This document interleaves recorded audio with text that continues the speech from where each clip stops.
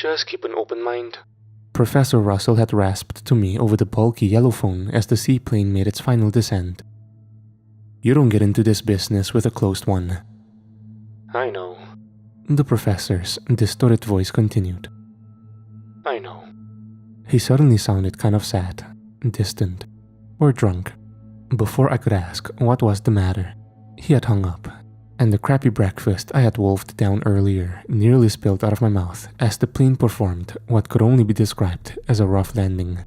The sea below was extra choppy, as it had been all afternoon. Even through the thick steel walls of the cargo ship that took me to the edge of the pole's crust, I could feel the icy cold waves beating down upon the ever-swinging structure. As I had originally boarded the seaplane topside of the cargo ship, I couldn't help but feel as though I was boarding a child's toy. Just looking at the flimsiness of the wings pushed forward a gruesome vision of my early demise amongst the choppy, half-frozen waves below. But I digress. Now that we had actually landed, there was only one thing on my mind: the white. You can read all the books, watch all the documentaries, but nothing can prepare you for the sheer magnitude of the white the first time you see it up close and personal. White, as far as I could see. Only white. At least, you'll finally get your white Christmas. Julie, my wife, had damn near shouted at me as I waved goodbye from the noisy and humid South American dock. I love you, I had shouted back, but the ship's wide double doors had slammed shut, and I wasn't even sure if she had heard me. But that was 100 years ago, 1,000,000 miles away. At least, that's what it felt like as I glared at the all-white, unmoving tundra through the seaplane's fishbowl they called the window. This is your stop, pal. The pilot that hadn't said a word the entire trip told me with a crooked grin. I clambered out of the too small cabin, and my feet nearly slid out from under me as they hit the ice-covered, ever-swaying dock. A wide, tough-like weather hand caught my shoulder before I could fall completely on my ass. Welcome to Antarctica, a muffled, feminine voice that didn't match the hand grunted towards the ground. I looked upwards, towards the broad-shouldered owner of both the hand and the voice, to find a hood, an ice-encrusted scarf, and two beady eyes staring back at me. Professor Russell, the scarf said. Nice to finally meet you. Actually, the professor couldn't make it. My name is Garrison Cummins. I'm one of the professor's research associates. Oh, the scarf replied immediately, unable or unwilling to hide her disappointment. Name's Christine. Welcome. Christine began to reach into the cabin of the seaplane and remove my bags. It was at this point I remember truly taking in my surroundings. Not just the all-consuming, almost blinding whiteness, but the frigid, impossible-to-describe cold that came with it. Ahead of me was the outpost itself, Research Station 1231. From the sky, the building was a dot. Up close, it really didn't look much bigger. Professor tell you what you were getting into down here? I heard Christine mumble from inside the plane. An anomaly, I answered. That's just about all you would say. Christine laughed as her hood, her scarf, and those black eyes came back into my view. An anomaly. Christine nearly spat the words out. That's definitely one fucking way to put it. The tall woman dropped my bags into the snow and moved towards the pilot, handing him a wad of bills. Better get back to your ship, Christine said to the crooked grin staring at us through the plane's windshield. You don't want to be here at night. Too goddamn cold, right? I heard the pilot laugh. Something like that, she muttered back as the twin propellers began to whir. As the seaplane took off, I thought about asking Christine for more details, but before I could, the large, sullen woman turned to me with those beady eyes. You believe in all that stuff, right?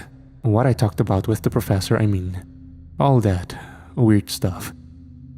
Yes, I answered immediately. I kinda have to. I finished with a smile.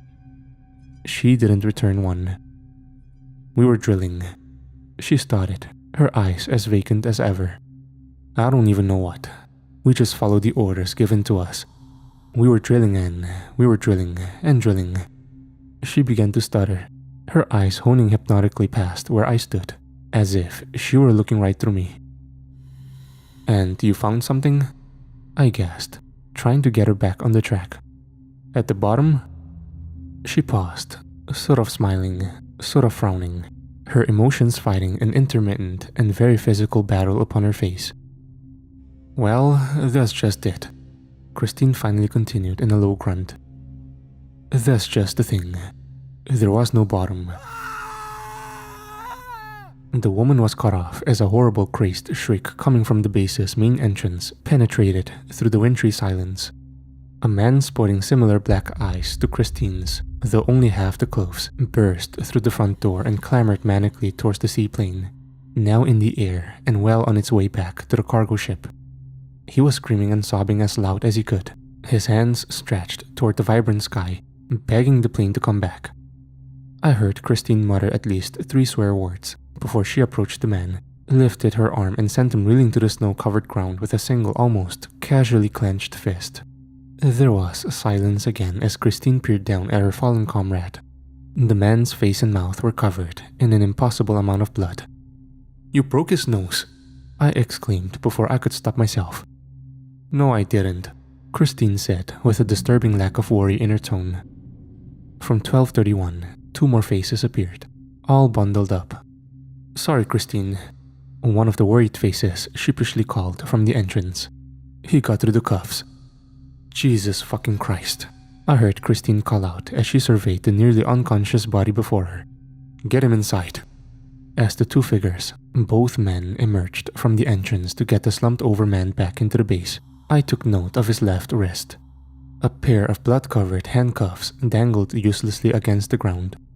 As for the crazed man's right wrist, it and the hand were gnarled, damn near to the bone. Bite marks. His own.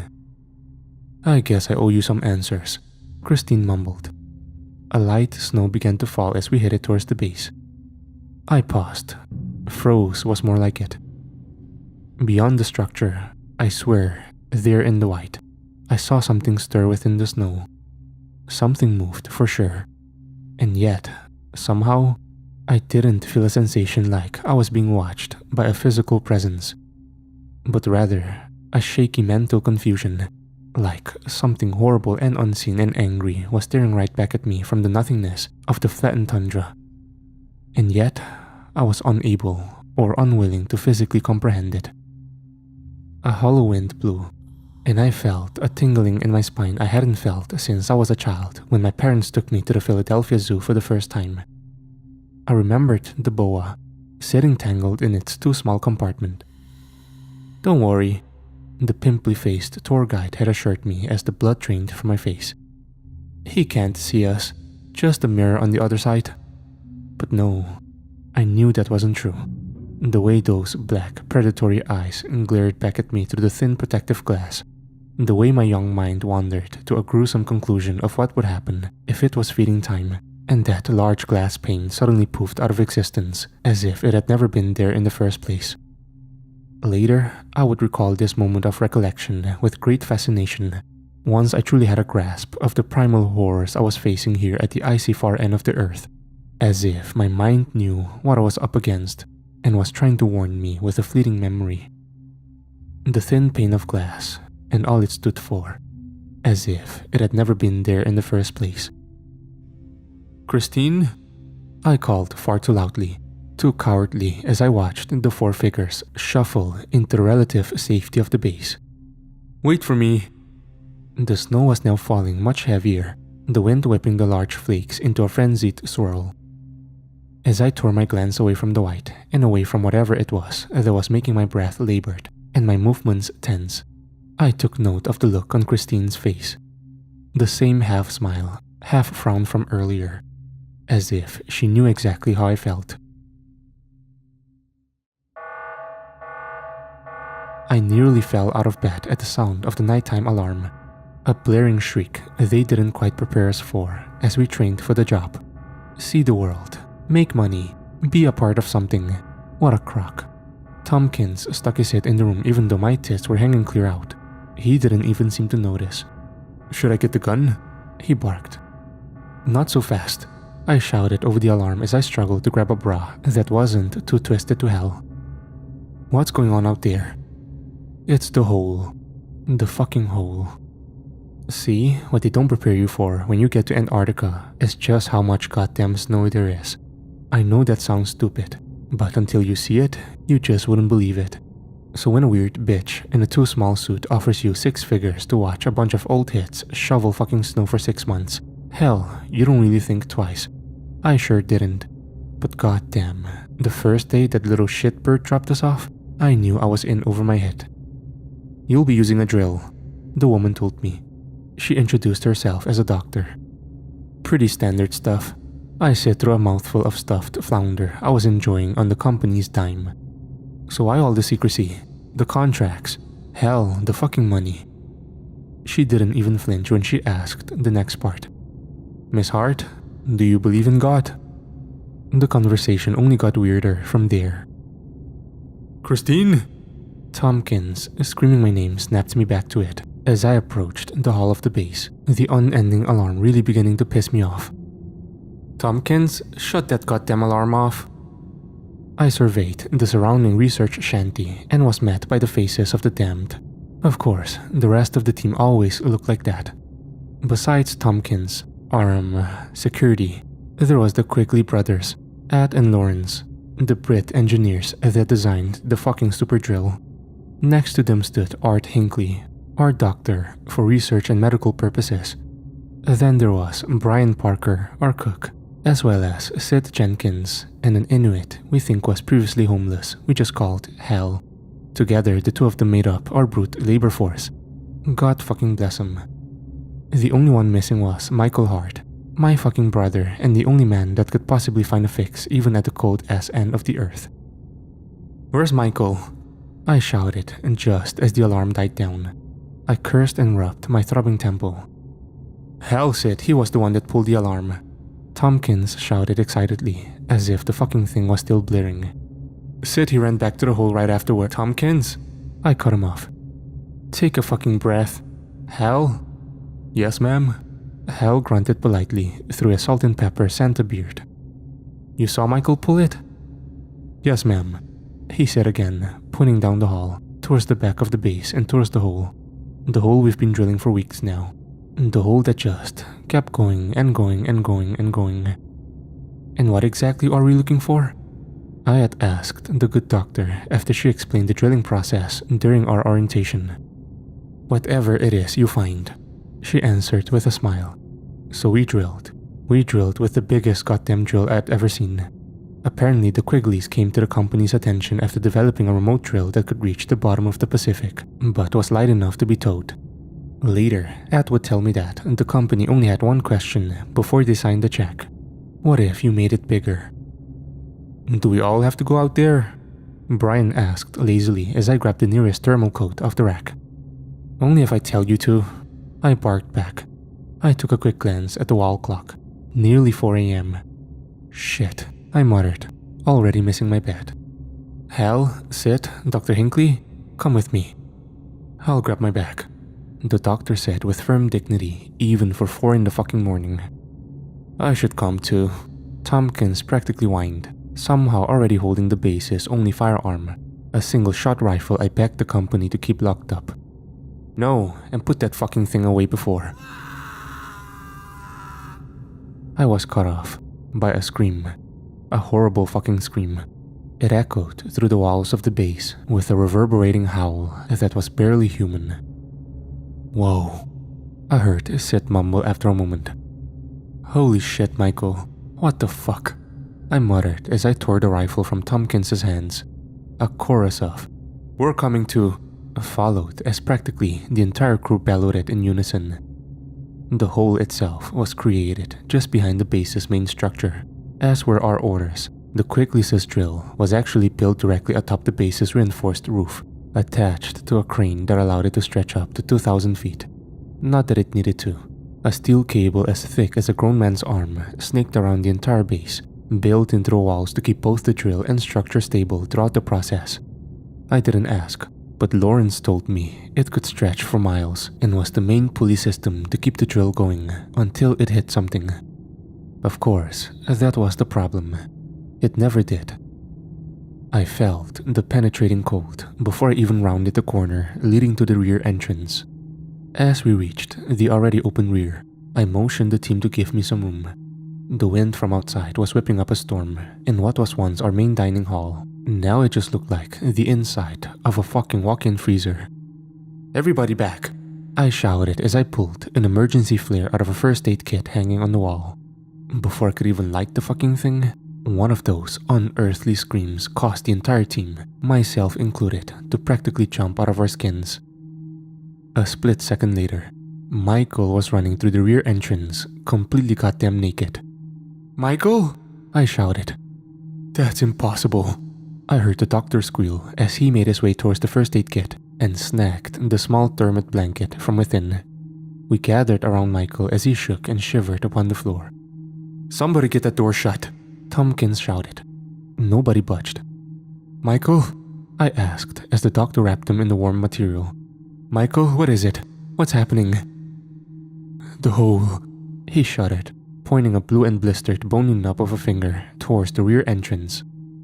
"What about it?" Tompkins demanded.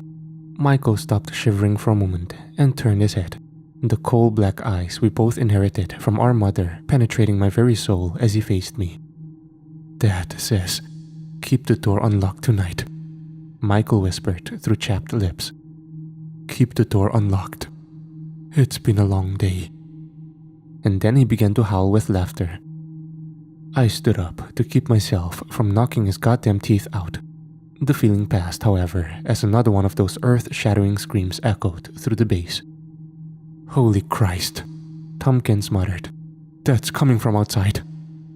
"No shit," I mumbled as I lit the flare. I tossed the bright thing outside into the cold, snowy darkness. All was quiet as the blinding flame tip rolled across the tundra and towards the hole. Darkness danced around the orange-red glow with an eerie, hollow precision. Nothing. The flare rolled to the crest of the hole, stopping idly just at the lip, just close enough to illuminate the face of my dead bastard of a father climbing to the top of the hole with casual elegance. We gasped. He smiled. He waved. And then, just like that, he let go, disappearing into the bottomless darkness. I fainted just as hell forced the rear entrance closed. "Do you believe me?" I asked. Garrison paused, but didn't look up from his notebook. "The professor did," I said, when I spoke to him over the phone. "Well," Garrison finally started. "If he didn't, he wouldn't have asked me to come." I smiled, kind of. He went back to writing. "What did the company think about my coming here?" he asked. "They didn't. I'm paying for you to be here." He stopped writing, but only for a moment. "And what happened next?"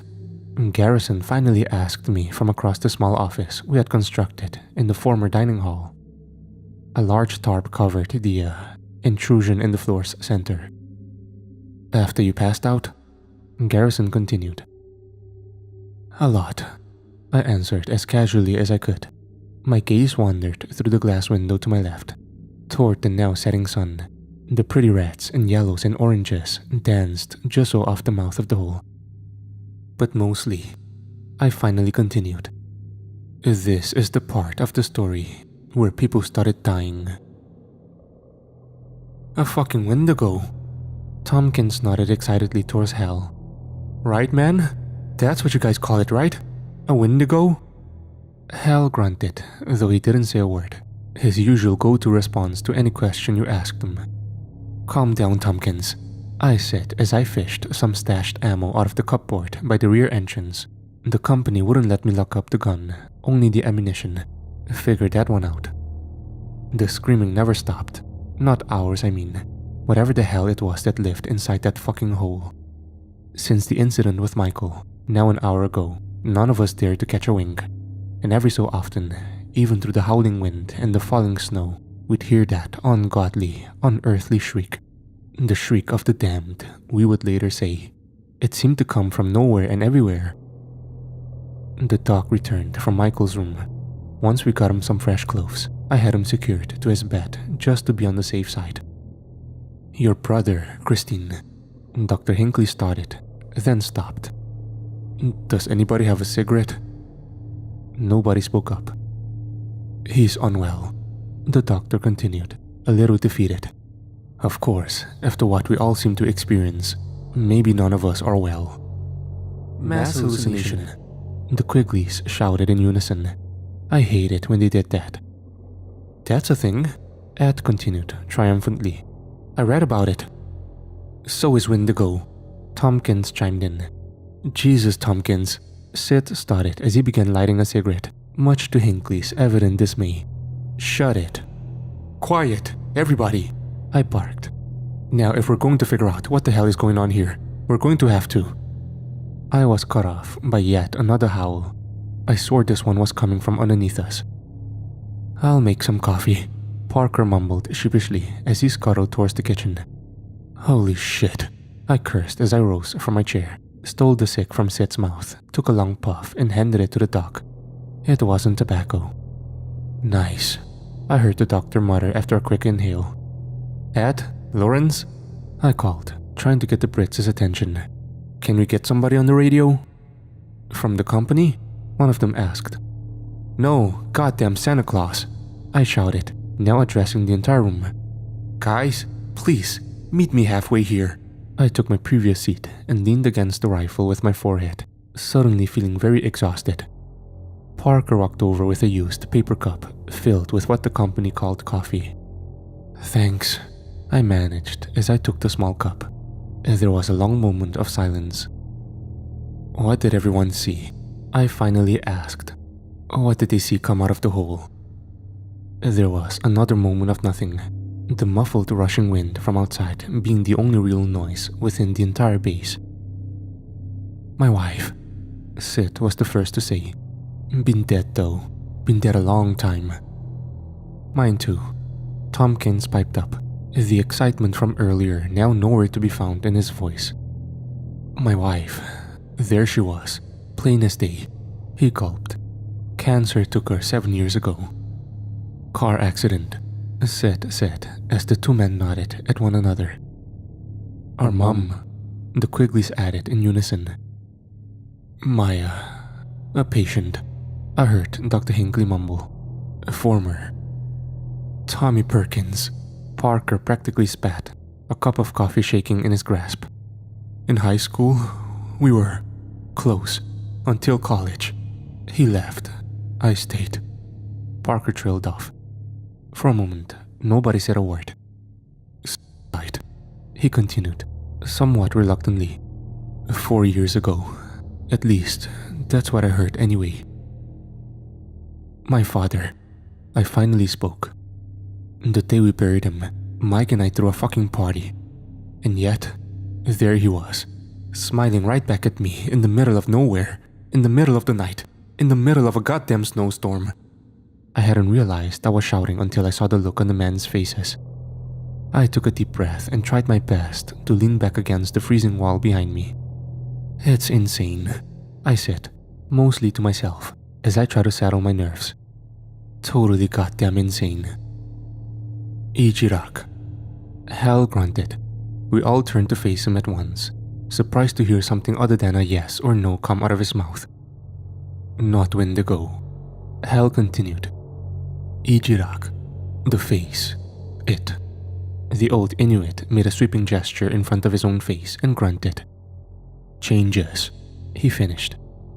Changes? What do you mean? Thompson asked. Word. Hal stammered, searching for the phrase. Shifts. The shape. Shape shifter, I said. Hal pointed at me and nodded, the smallest of smiles briefly flashing within his beard. Daughter, he said as the smile quickly vanished and a stark redness I had never seen before invaded his naturally dark eyes. Small, he continued with gagged words, holding his hands together in a spherical shape no bigger than a football. Too small. We nodded in silence. Until... And then, with absolutely no warning, The floor in front of us started to buckle. The concrete shifted, and a digging sound, like I had never heard in my life, began to fill the entire room. Not like a machine though, like hands and claws. It was even closer this time. Too close, we were about to find out, as something very big and very strange and very angry was coming through the floor, whether we wanted it to or not.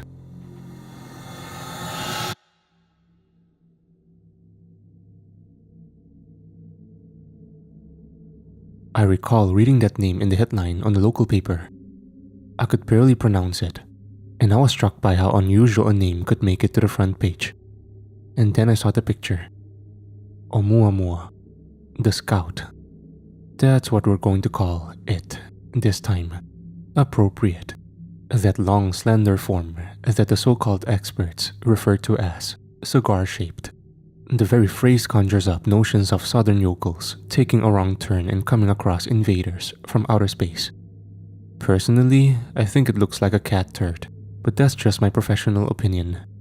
The first time I came across one of these cigars, I was a child.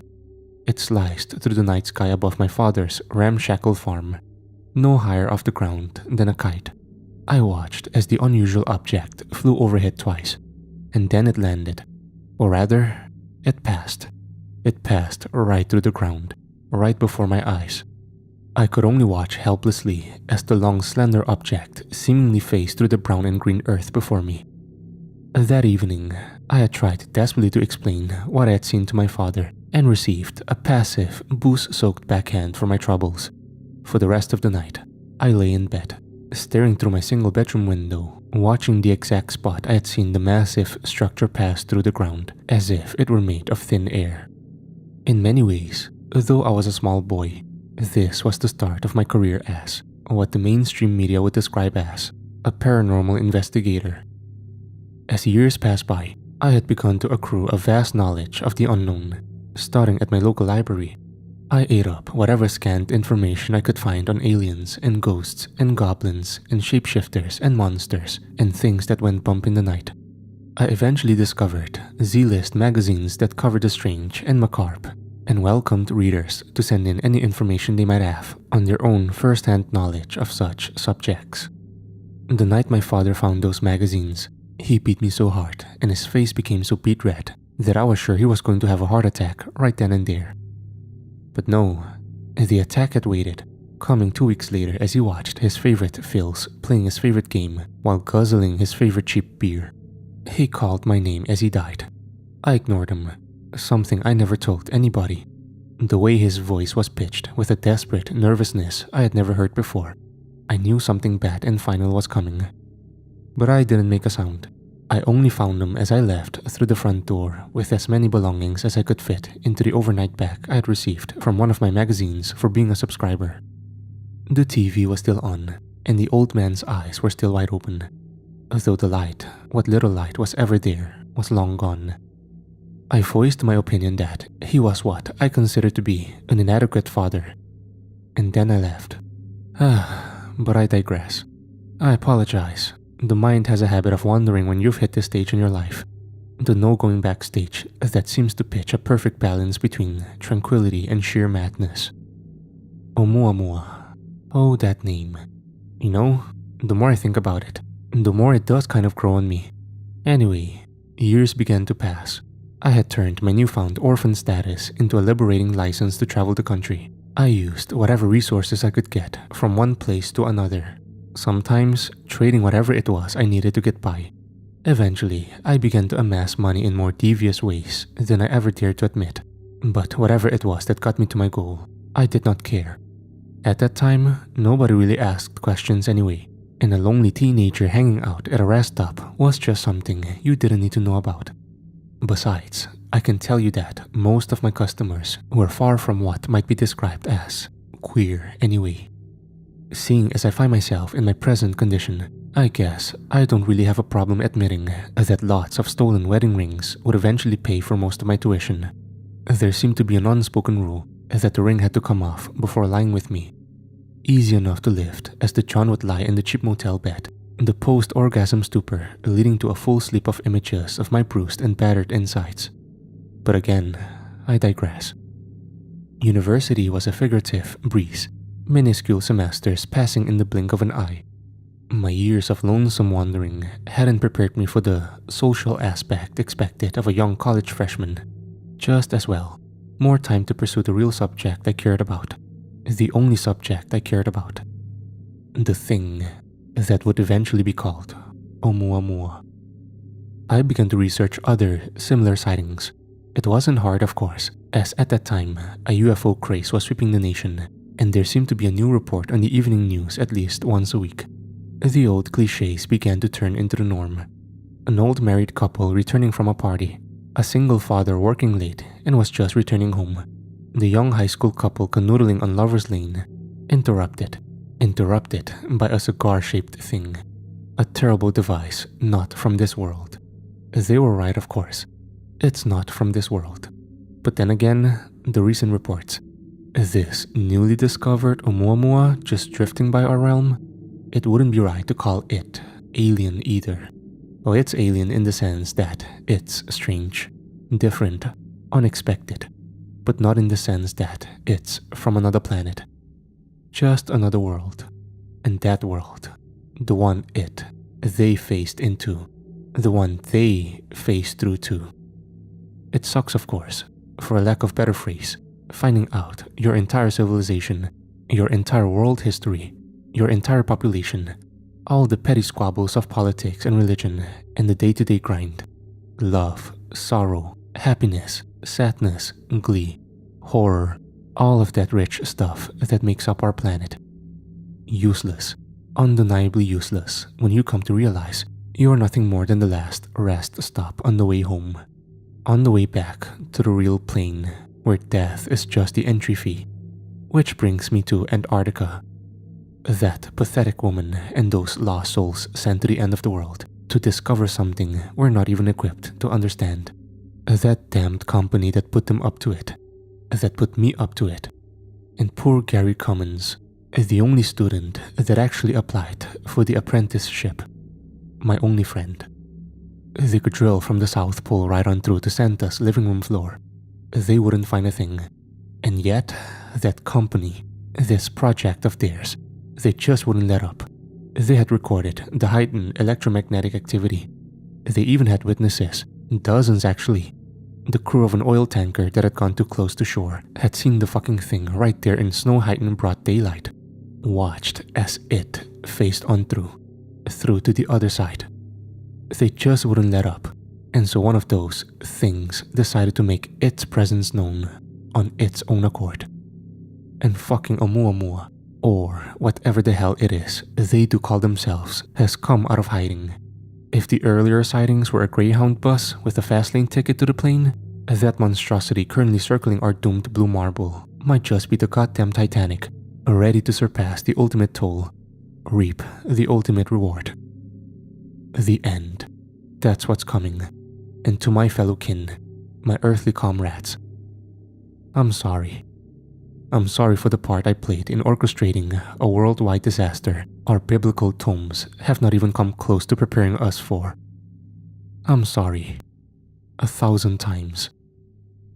May Oumuamua forgive me. The preceding text was found, seemingly quite hastily typed upon an open laptop in the home of Professor Anton Russell. The professor's body was discovered lying upon the floor of his bedroom. Though in his hand he grasped a pistol, it remained unfired. The official autopsy revealed a sudden and massive aneurysm as the cause of death. Professor Russell left behind no wife and no children.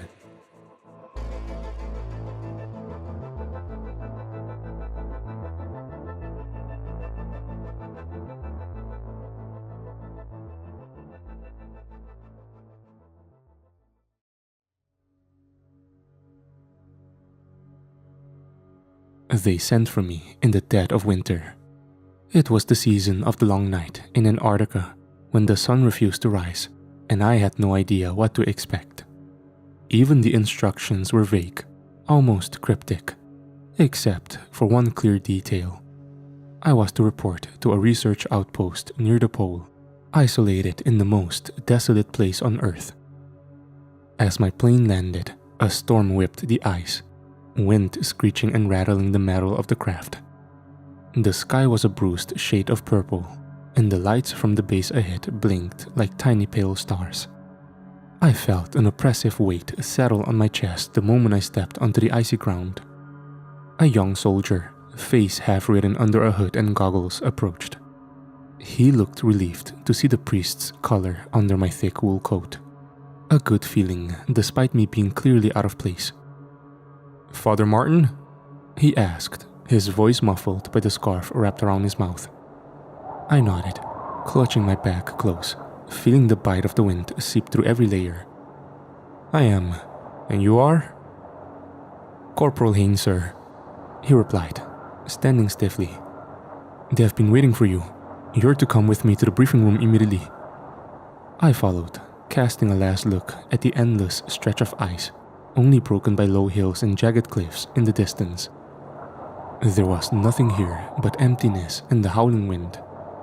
The silence was unlike anything I'd ever known, vast and profound, but laced with something unsettling. I pushed the feeling aside as we reached the entrance. Inside the outpost, I was met with metal walls, harsh fluorescent lights, and soldiers in somber green coats, glancing at me with something I couldn't quite place. We passed down narrow corridors until Haynes stopped outside a heavy steel door. He knocked, and a voice inside called for us to enter. The door creaked open to reveal a man in a crisp uniform, older, with an air of authority that distinctly marked him as someone in command. He stood when I entered, offering a sharp nod. "Father Martin," he said, extending his hand. "Colonel Beckett, thanks for coming." I shook his hand, feeling the firmness of his grip. "I wasn't given many details, Colonel, only that I was needed here for something unusual." He exchanged a look with Haynes, and I caught a flicker of discomfort in his expression. "Yes, we apologize for the secrecy. There are certain elements of this mission we felt best to leave unsaid until you arrived." I raised an eyebrow, feeling the knot in my stomach tighten. "Go on." He hesitated, just for a moment, before continuing. "There's a formation nearby. A cave. It's something we found while mapping this area. Strange. Enormous. Almost like a natural monument. We've had personnel go in and out of it, but it's difficult to explain." Beckett's gaze settled on me, and in his eyes, I saw something that chilled me to the bone. Fear.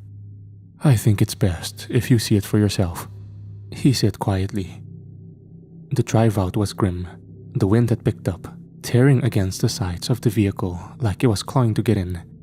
Outside, snow and ice stretched endlessly, broken only by jagged, leaden rocks protruding like the spine of some long-dead giant buried beneath the white. Corporal Haynes drove in silence, his hands clenched on the wheel. I sat in the back with two soldiers. Neither spoke. They watched the windows, stiff, tense, as if the very land outside might put up a fight against us. Colonel Beckett had given me minimal information before sending us off. "The cave. There's something about it," he had said, staring down at a map on his desk, though I sensed he wasn't really seeing it. "We had a team survey it when we first found it, but they didn't get far before they started acting strangely. One of them even..." He broke off, and I'd seen a shadow flicker across his face. "How do you mean, acting strangely?" I'd pressed, though I wasn't sure I wanted to hear the answer. He looked up at me. His face set, yet his eyes betrayed something close to dread. "Degradation, paranoia, hallucinations." One man said he felt like he was being watched. Another claimed he could hear voices whispering. They didn't make it far into the cave before I pulled them out. "It's as though the place has a presence."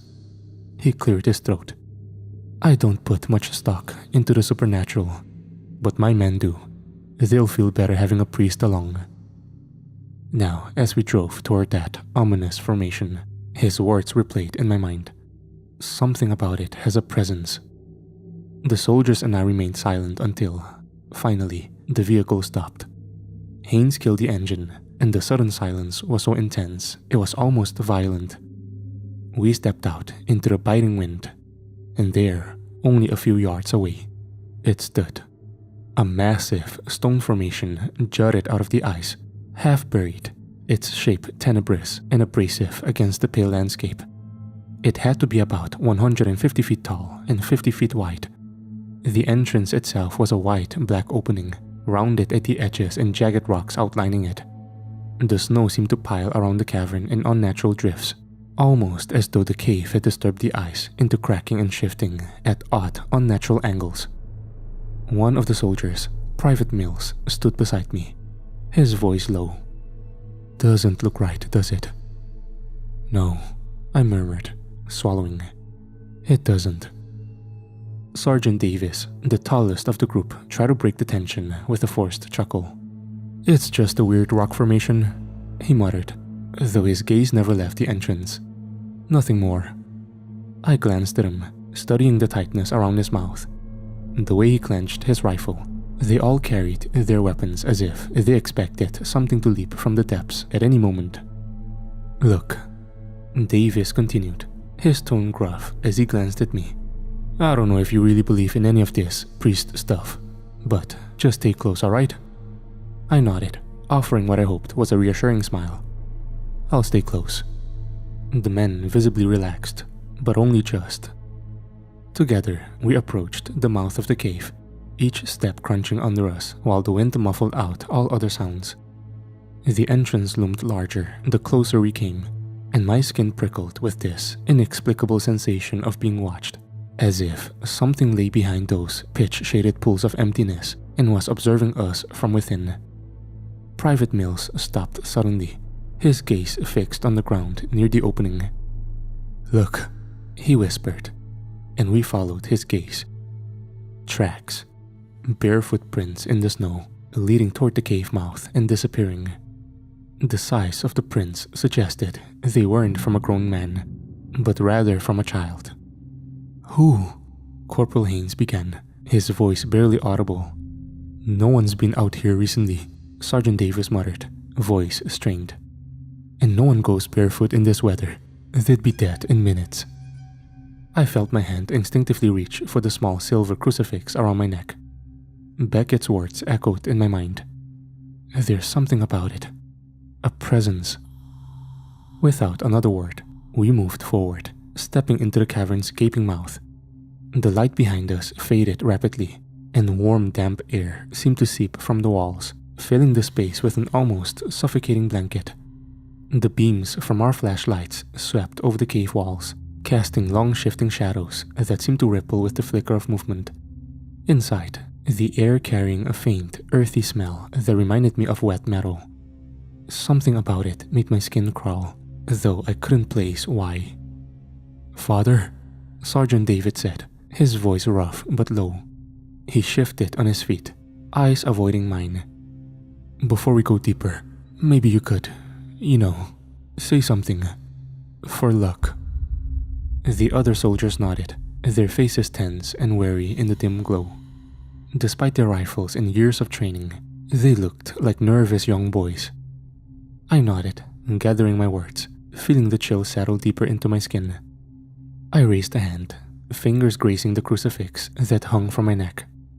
"Almighty God, we place ourselves in your hands as we walk through this place. Shield us, guide us, and let your light be our way. Protect these men, keep them steady, and grant us the courage to see this journey through." As I spoke, a low, distant noise echoed through the cavern.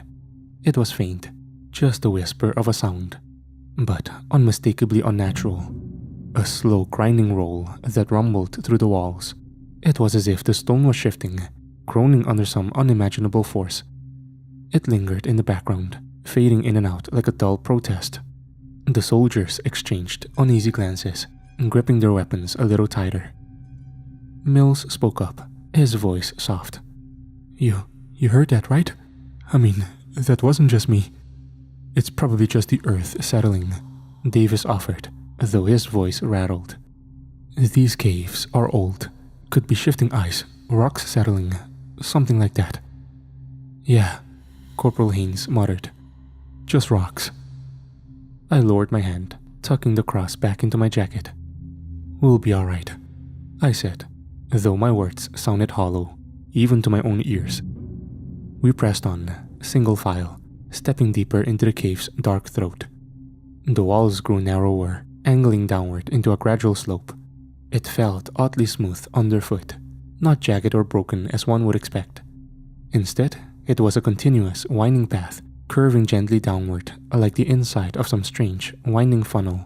The rock itself shimmers when the flashlight beams caught it, not with any mineral gleam, but something damp, as if coated in a thin film of syrupy fluid. Beyond that was a subtle warmth coming from the walls, far warmer than the frozen air outside. "Feels different in here, doesn't it?" Mills muttered, his eyes darting over the tunnel walls. "I mean, shouldn't it still be cold?" Davis scoffed, though his expression remained taut. "Just keep moving, Mills. It's probably a geothermal fissure or something. Heat trapped in the earth." But he too kept looking around, his jaw clenched tight. As we descended further, the path narrowed, forcing us to hunch down as the ceiling dipped lower. The walls seemed to curve inward, and the ground began to slope even steeper. The air grew heavier, thick with a smell that was hard to define, a mix of wet earth and something almost rotten. Every few steps, a faint grinding noise rumbled, a distant echo that hummed in the background like a low grovel. There was no obvious signs of danger, yet a growing unease twisted in my gut. The walls seemed to pulse slightly the longer you stared. I reached out, touching the stone as we passed. It was oddly soft and slick beneath my gloved fingertips. I pulled my hand back, wiping the liquid quickly on my coat. But the sensation lingered. Feels weird, doesn't it?" Mills whispered, his voice barely audible. "Like we're not supposed to be here." "Keep quiet," Haynes hissed, though his voice was strained. He glanced at me, something pleading in his eyes.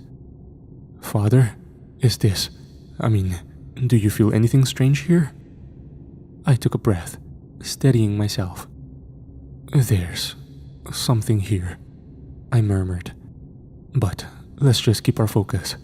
They nodded, but I saw their apprehension deepen. We pressed on in silence, each step echoing through the hollow passage, a relentless descent into the unknown. And behind us, the cave walls groaned, as if watching and waiting with a patient yearning. As we pushed down, the silence between us grew heavier in tandem with the walls closing in on us. Ahead, far deeper in the cave, a faint throb pulsed through the air, a slow, steady vibration that seemed to resonate through my head. I couldn't place it. Perhaps the sound of gushing water pulsating from somewhere deep within. But that doesn't feel right. Do you feel that?" Mills asked, his voice cracking. He'd been quiet for some time, but now his face was pale, eyes darting over his shoulder every few seconds. Sweat glistened on his brow despite the chill that lingered in the tunnel. "Just keep moving," Sergeant Davis barked, though his voice was shallow with his own apprehension. "Nothing's here but rock. Keep your head on straight." But Mills seemed to barely hear him. He stopped, his breathing offbeat, and his gaze went distant, fixed on some invisible point in front of him. I reached out, placing a hand on his shoulder, feeling his muscles tense beneath my grip. "Mills," I said softly. "Stay with us." He blinked, looking up at me with wide, terrified eyes. I don't think I'm supposed to be here, Father. I feel like something's looking at me. Something I left behind." His hand trembled as he touched his forehead, muttering to himself. "I don't know why how could I have?" "What do you see?" I asked, though my stomach churned, sensing the weight of the horror he was holding. "It's her," he whispered, voice trembling. "My little girl. She's looking at me. But her face." His hand shot to his mouth, stifling a gasp. His eyes went wide, pupils dilated, as if he were witnessing something unspeakable in the shadows. I could see the fear in him intensify, his gaze wild, darting back and forth as though tracking an unseen presence in the air. She's just standing there," he whispered, his voice cracking. "But there's something wrong. Her skin's pale, like she's been dead for days. Her eyes are... Oh God, no. Private? Davis snapped, his voice louder this time. Snap out of it. But Mills only whimpered, his body trembling as if caught with a fever. She's asking me why I left. Why I left her alone. She's asking why I wasn't there for her when she was sick. Sweetie, I was deployed. I tried, but... His voice faded, eyes wide with panic, as he seemed to peer deeper into the shadows. He swayed on his feet, his breathing ragged, and in that moment, I saw something break in him, something primal and terrified. His gaze turned inward, and I felt a pulse of dread shoot through me as he spoke again. She wants me to end it, to end all of it. His voice had taken an eerie hollow tone.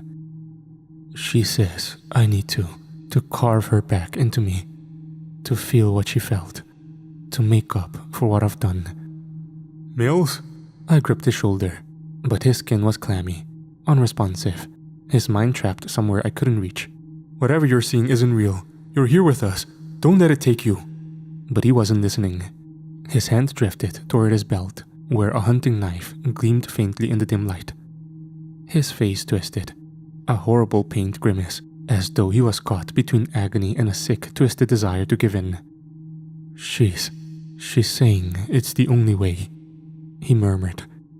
If I just cut deep enough, I can take her place. Maybe then. The throb around us grew louder, pulsing in rhythm with his words. It reverberated through the walls, a sinister vibration that seemed to pulse along with his heartbeat, driving his breaths into shallow gasps. I could feel it now, a faint humming beneath my skin, as if something in the depths of the earth was responding, reaching out to him with invisible fingers, pulling him closer to the darkness within himself. Mills, don't, Haynes said, his voice barely above a whisper, fear choking his words. You're not alone, okay? Whatever you're seeing, it's not real. It's the cave. It's messing with your head. Don't listen to it. But Mills's expression remained fixed, a horrific blend of grief and resignation, his eyes lost to whatever horrors he alone could see. His grip tightened on the knife, and his gaze shifted between each of us as if we were strangers. Something malevolent flickered behind his eyes, a darkness taking root, curling its tendrils around him. She wants me to bring you all with me, he said softly, his eyes empty and cold. She says we all deserve it. He raised his knife, and I saw the slight tremor in his hand as he aimed it at his own throat, his gaze turning inward again, lost to his private nightmare. Without hesitation, I grabbed Mills's arm, my fingers tightening around his wrist to stop him from lifting the blade any higher. I could feel the violent shudder of his body under my grip, his muscles straining as if caught in some dark trance. His eyes were mild, rimmed with distress and desperation, fixed on some terrible vision beyond my sight.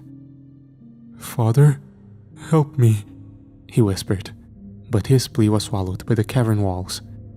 And around us, the pulsing sound only goaded him on. I tightened my grip on Mills, feeling the tremors racking his body as he clutched the knife, poised under his own throat. His eyes were distant, unfocused. He was muttering under his breath, fragments of sentences, each more desperate than the last. Father, please, he rasped, his voice barely his own. She's calling me. She says I need to. No, I interrupted, my voice steady, though I felt the bitterness of woeful inadequacy seeping down into my soul. I drew in a deep breath, reaching for words that I prayed would hold power. God Almighty, Lord of Hosts, I began, my voice low but resolute. Banish this darkness from his mind. Cleanse him of this evil. Mills twitched violently as I spoke, his eyes rolling back for a moment before he shuddered, clutching his head. His hand dropped the knife, and he began to curl up, his face slick with sweat. But as I continued the prayer, his features softened, the manic light in his eyes dimming, replaced by something fragile, barely holding on. Holy Father, I ask for your light in this place of shadow. I ask for your strength to guide this man, for your mercy to protect him, shield him from this darkness, hold him close to your grace, deliver him from evil. The words spilled out of me, fervent and desperate, and I felt the walls themselves recoil from the sound. The pulsing throb that echoed deeper in grew louder, sharper, each beat shuddering through the ground beneath us, almost as if in protest. Mills twitched, his face contorting, his mouth opening and closing as if fighting to speak. But his eyes remained haunted, his lips moving silently as though wrestling with voices only he could hear. Father? He gasped, his voice thick with fear. It's still here. I can feel it, clawing inside me. It's angry. So angry. I gripped his shoulder tighter, refusing to let go. I know, but you're stronger than it. Listen to my voice, not to its lies. You're still here. With us. With me. Around us, the cave seemed to breathe. A low groan vibrating through the walls as if we disturbed something that had long slumbered. A faint, foul wind stirred, carrying the sharp, acrid scent of sulfur and death.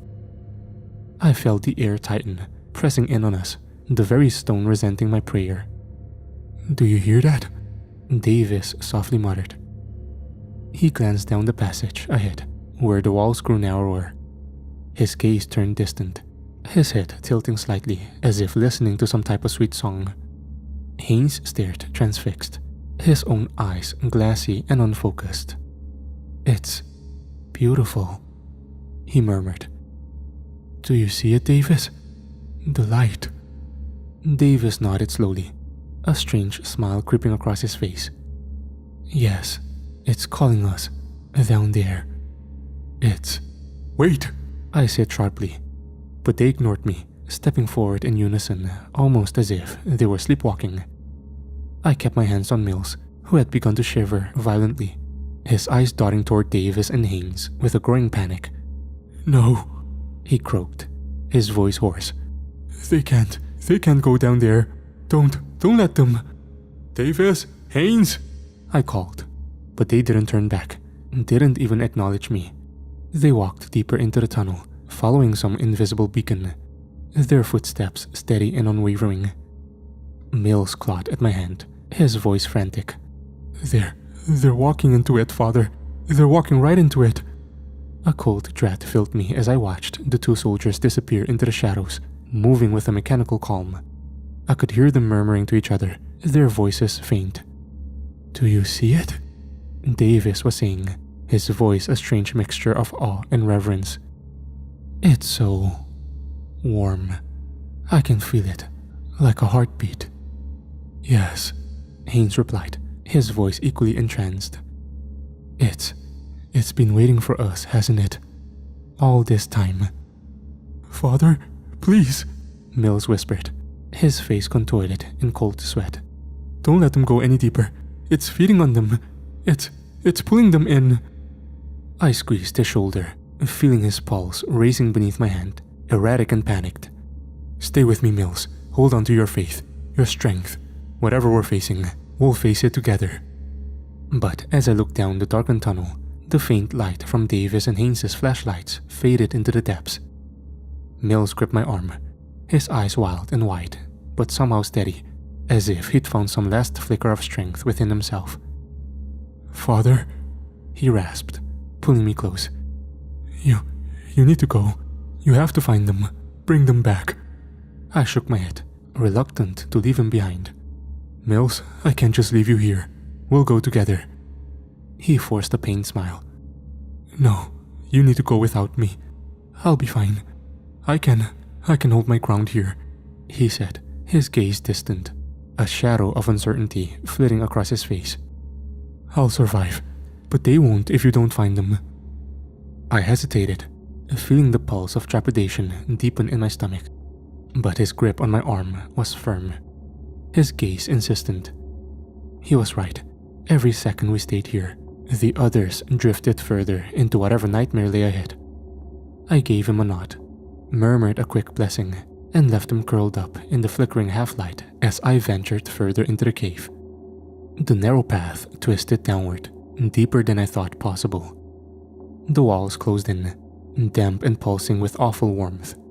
I quickened my pace, calling out their names, but only my own voice echoed back, swallowed quickly by the oppressive dark. Just as panic began to claw its way into my chest, I caught a flicker of movement ahead. A figure, small and pale, stepping out from the darkness. It was a child, barefoot and thin, with snow-white skin and hair that shimmered like gold. He couldn't have been more than 7 or 8, clad in an oversized white shirt. His eyes held a peculiar brightness to them, an unsettling mix of innocence and wisdom that was entirely wrong for someone so young. He looked up at me with a faint smile, a smile that was warm, inviting, yet somehow wrong. "Hello, Father," he said softly, his voice lilting, almost musical. "You're looking for your friends, aren't you? But it's too late. They're in the process of leaving us." I felt a cold stab of anxiety pierce my chest. "What do you mean? Where are they?" The child's smile widened, his eyes darkening with something almost playful. "They're lost. They were afraid, Father. They wanted something to cling to. But you left them, just like you left Mills." His words twisted inside me, an accusation that felt like a blade sinking deep. "Mills wanted me to go on," I said, my voice faltering slightly. "But he asked because he knew you wanted to leave him," the child replied, his tone soft, coaxing. "Mills wanted comfort, Father. He wanted someone to stay by his side, to hold him through the fear.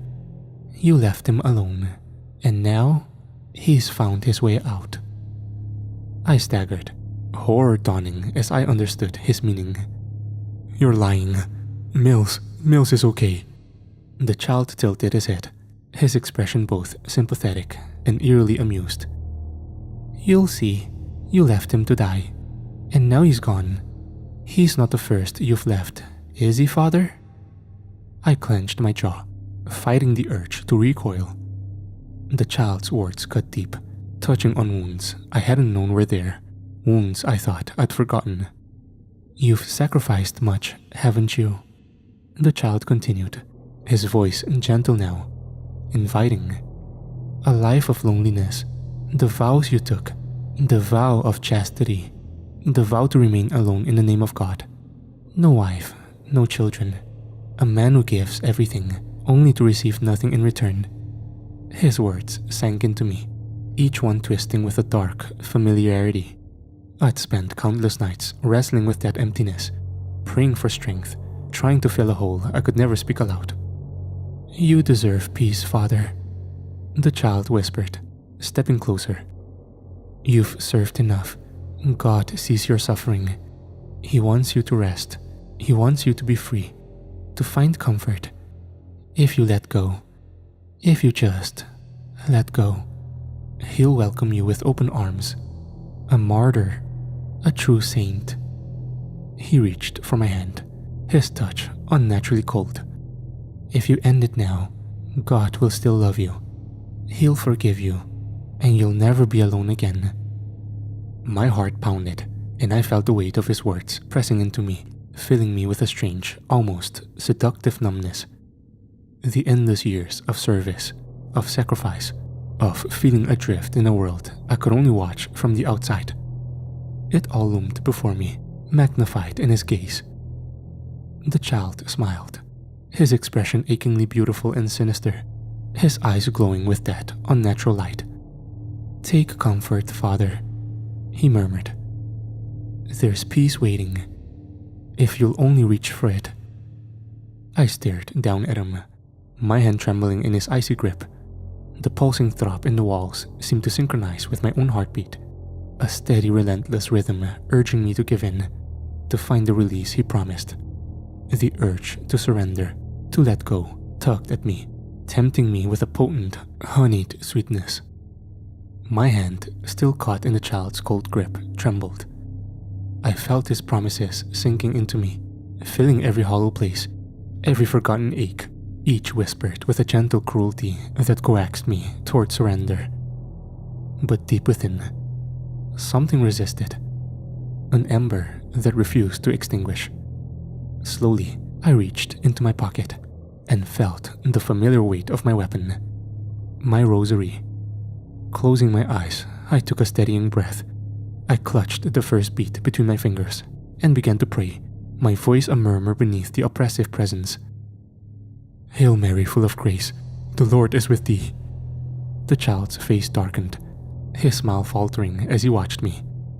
Father? He said, his voice soft, a trace of warning in his tone. You're clinging to something that can't help you here. Those words, they're meaningless. Blessed art thou among women, and blessed is the fruit of thy womb, Jesus. A faint twitch flickered in his expression, and his grip on my hand tightened painfully. You don't have to do that, Father, he hissed, his voice softening to a venomous murmur. You're wasting your time. God won't hear you here, and she doesn't care.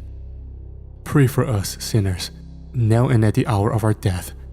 The boy's face began to twist, his soft features stretching and contorting, his skin paling to a deathly yellow.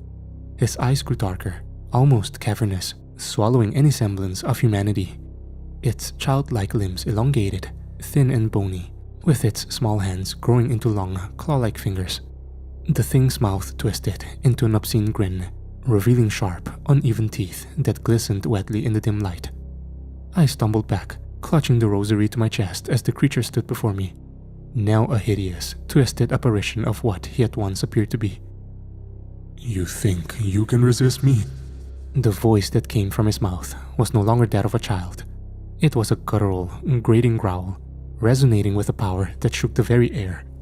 The walls seemed to tremble, responding to his words as if they too were part of him, a living, breathing extension of his will. You're standing in my flesh, priest, he sneered, gesturing to the walls around us. You walk through my veins, feel my breath in the stones, hear my pulse in the dark. This is my body, and you are nothing but a morsel within it.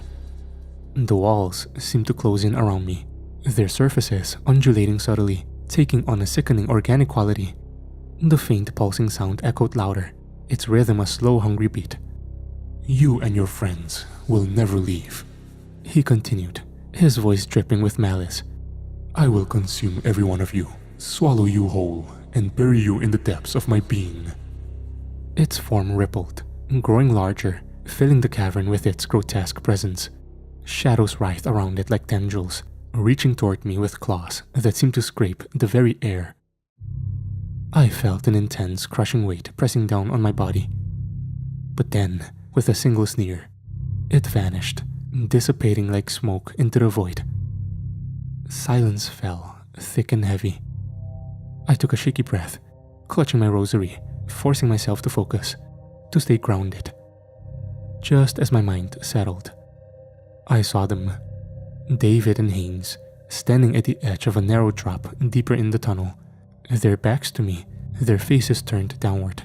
They were muttering to themselves, their voices low, strained, as though speaking to something just below them. Davis? I called out, stepping toward them, my voice echoing in the silence. He didn't respond. His eyes were vacant, unfocused, staring into the pit below. In one hand, he held his rifle, the barrel tilted toward his jaw, his finger resting lightly on the trigger. Haynes stood beside him, clutching a knife, the blade pressed to his wrist, his hand trembling. I felt a cold wave of horror wash over me as I realized what they were about to do. No! I cried, rushing forward, but they seemed oblivious to my presence, their faces twisted in silent agony, their expressions lost to some invisible torment. Mother, Davis whispered, his voice cracking, tears streaming down his face. I'm so sorry. I didn't mean to. I didn't want to. I can't live with it anymore. Haynes, his voice soft, distant, echoed his pain. I'll see you soon, Sam. I'll make it right. I'll make it right. Stop! I shouted, my voice desperate, my hands reaching for them. You don't have to do this. Whatever you're seeing, it isn't real. This place is lying to you. They faltered, just for a moment, but the darkness around them seemed to throb in time with their despair, pulling them back, feeding on their guilt, their pain. Davis? Haynes? I said, my voice trembling but firm. Listen to me. You are not alone. Whatever you're seeing, whatever you're hearing, it's a lie. I'm here. We're in this together. For a brief, fragile moment, they seemed to hesitate, their hands loosening, their weapons lowering. But the shadows deepened, as though the cave itself was watching, waiting, hungry for their surrender. Before I could stop him, Davis squeezed the trigger. The rifle's report echoed deafeningly through the cave, reverberating off the walls in a single heart-wrenching note that seemed to shudder through my entire being. I watched, helpless, as he crumpled forward, his body folding onto the cold stone, his eyes glassy and distant, his lips parted in an expression of unfathomable grief. The darkness around him seemed to twist with satisfaction, engorging as if absorbing his very essence. Then, as his body relaxed, he tumbled downward. Davis, I whispered, but he was already gone. Haynes, now standing alone, trembling and dazed, pressed the blade against his wrist. He sliced through. Blood flowed immediately, pooling in dark rivulets against the stone, his face pale, his eyes wide and unfocused. He swayed, barely able to keep upright. No! I cried, rushing to his side, grabbing his wrist to stop the bleeding. My fingers slipped in the warm, slick blood, and I fought to keep a hold on him as he gasped, his gaze swimming with a mixture of horror and confusion. Haynes, stay with me, I urged, tearing open the emergency kit strapped to his vest. I pulled out the tourniquet, quickly wrapping it around his arm and tightening it until the bleeding slowed. This place is lying to you, feeding on your fears. Don't let it win. Don't leave us. Haynes blinked, his face contorting in pain as he seemed to come back to himself. His breathing slowed, and his eyes met mine, clear but twitchy. Father? He whispered, voice shaking. I saw him. I saw my brother. He was calling me. It's not real, I said, steadying him with one hand on his shoulder. Whatever you're seeing, whatever you're feeling, it's this place trying to break you. Keep your focus. We're getting out of here. Together. I began to recite a prayer under my breath as I clutched my rosary in one hand, anchoring myself and Haynes in the only protection I knew. As I spoke, Haynes' breathing steadied further, his gaze sharpened, and I could see the light of awareness return to his eyes. He nodded weakly, gripping my hand, as if holding onto a lifeline. Thank you, Father, he whispered, his voice hoarse, broken. Just then, a familiar voice echoed through the chamber, joining my prayer. I looked up, stunned, to see Mills stepping out of the darkness, his face lit with a fierce, defiant faith that seemed to pierce the shadow around us. He was muttering prayers of his own, his lips moving in a steady, relentless rhythm as though each word was a weapon against the dark, his eyes bright with determination. She told me to come here, Father. With Haynes leaning heavily on my shoulder and Mills at my side, we turned and began to make our way back up the twisted path we had come from. Every step felt like a battle, the cave itself seeming to shift, the walls narrowing, closing in. Dark tendrils of rock and earth creeped inward, scraping against our arms and shoulders, pushing us back with an almost living hostility. Move faster, Mills urged, grabbing my arm and pulling me forward as the tunnel seemed to twist and distort, bending in unnatural angles. Haynes groaned, his face pale from blood loss, but he kept moving, leaning on both Mills and me. I could feel his strength fading, yet his steps remained steady. A deep, guttural growl rose from the earth, reverberating through the cave like a predator's roar. And the ground beneath us buckled, sending cracks spidering out along the path. The walls writhed, forming ghastly shapes, hands reaching out, mouths gaping open, eyes staring with unseen malice. Keep praying, Haynes murmured, his voice shaking. It hates that. With a surge of courage, I raised my voice, shouting the prayers I had once whispered, my voice echoing through the passageway, defying the cave's relentless grip. Mills joined me, his voice strong and unwavering. And Haynes, though weak, whispered along, clinging to the words. Deliver us, Lord, from every evil, I chanted, my heart pounding as we pushed forward, each step a desperate race against the cavern's grasp. The tunnel seemed to lengthen, stretching out as if mocking our escape. But we pressed on, refusing to surrender to the hungry beast that surrounded us. The walls screamed in rage, a high-pitched, keening sound that set my teeth on edge. But I held tight to my rosary, feeling the warmth of my faith steady me, guiding our way through the twisting, winding path. At last, a sliver of light appeared ahead, faint but unmistakable. The cold, pure light of the outside world spilled into the tunnel, piercing the darkness, summoning our final reserves of strength. We stumbled toward it, each step tearing us from the cavern's grip. Until, with one final lurch, we staggered into the biting Antarctic air. I could feel Haynes' sack against my shoulder, Mills steadying him from the other side, as we struggled to put distance between ourselves and that hellish place. The men were exhausted, their faces pale, their breaths shallow, but we were out. We had made it. Behind us, the entrance to the cave began to shudder, the walls buckling inward, as if drawn by some invisible force. The shadows within twisted and writhed, giving one last violent tremor, before the entire cavern collapsed inward, a rock folding over itself like the closing of a monstrous jaw. The ground heaved and shuddered.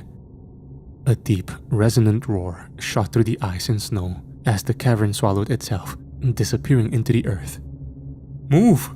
I shouted, urging Mills and Hines further back as the earth beneath us buckled and lurched, the very land shifting under our feet. We scrambled up a ridge, the snow clinging to our boots, the biting cold tearing into us. We barely made it to the top of the ridge when a powerful quake rippled through the ground, an immense tremor that nearly knocked us off our feet. Below, the ground where the cave had been began to sink. Snow and rock fell into the abyss, as if dragged by some unspeakable hand.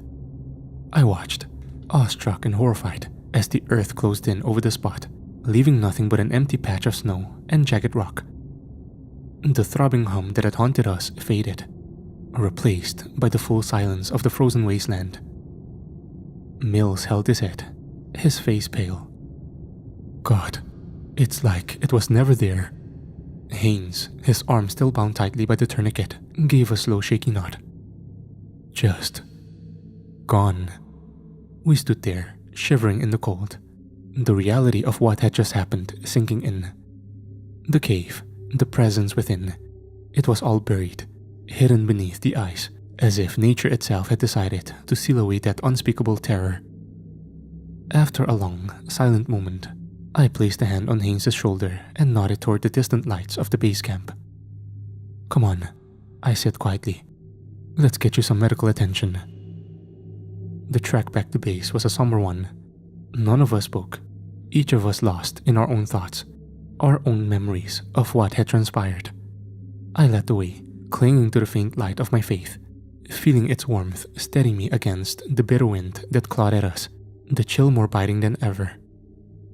When we finally reached the base, Colonel Beckett was waiting for us, his face unreadable.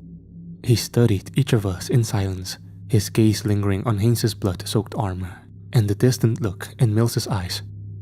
Without a word, he gestured for medics to take the two men, and I watched as they led Haynes and Mills away, their expressions wary. The Colonel and I were left standing alone in the freezing night, his gaze sharp and searching as he turned to me. Well, he asked, his voice low, steady. What happened down there? I took a deep breath, struggling to find the right words.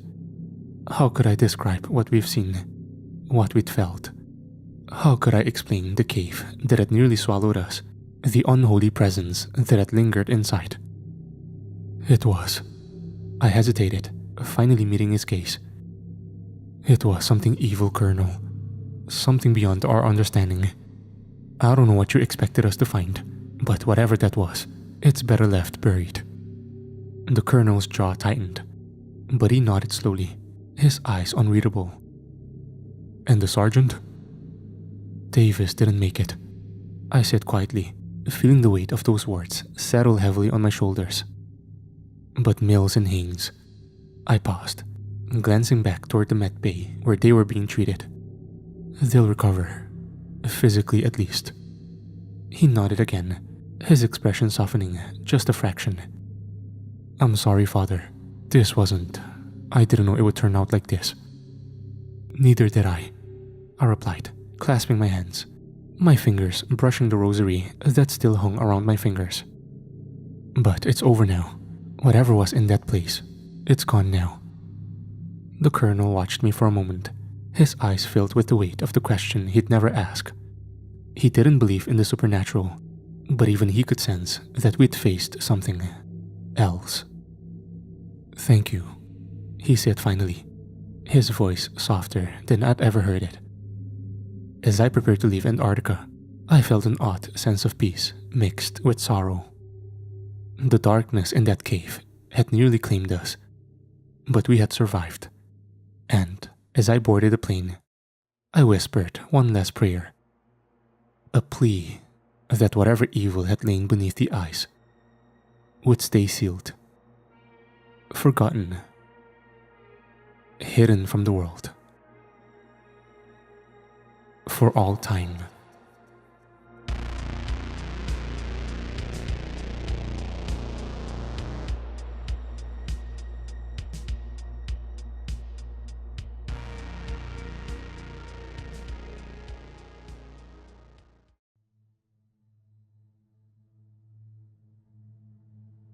May 13th, 1986, midst of World War III. My name is that of a war criminal. For now, you can call me Collector 662. I was forbidden to speak about my profession in any capacity. All of us were. We knew what would happen, that one final action that was supposed to unlock our deep-set fears of reprisal. There was no going off book. We were obedient, and we were silent. If we did what we were told, we were handsomely rewarded. Everything we could ever want. All we had to give in return was our compliance. So, why did I run away? It's a long story, one that I'll try to put into words here. No matter what I say though, it will never describe the full extent of what we did. That part of my life where I did some of the most terrifying, inhumane things a person could possibly do, and saw things that would mentally break a mind of stone, is desperately trying to be sealed away forever in the deepest corners of my being.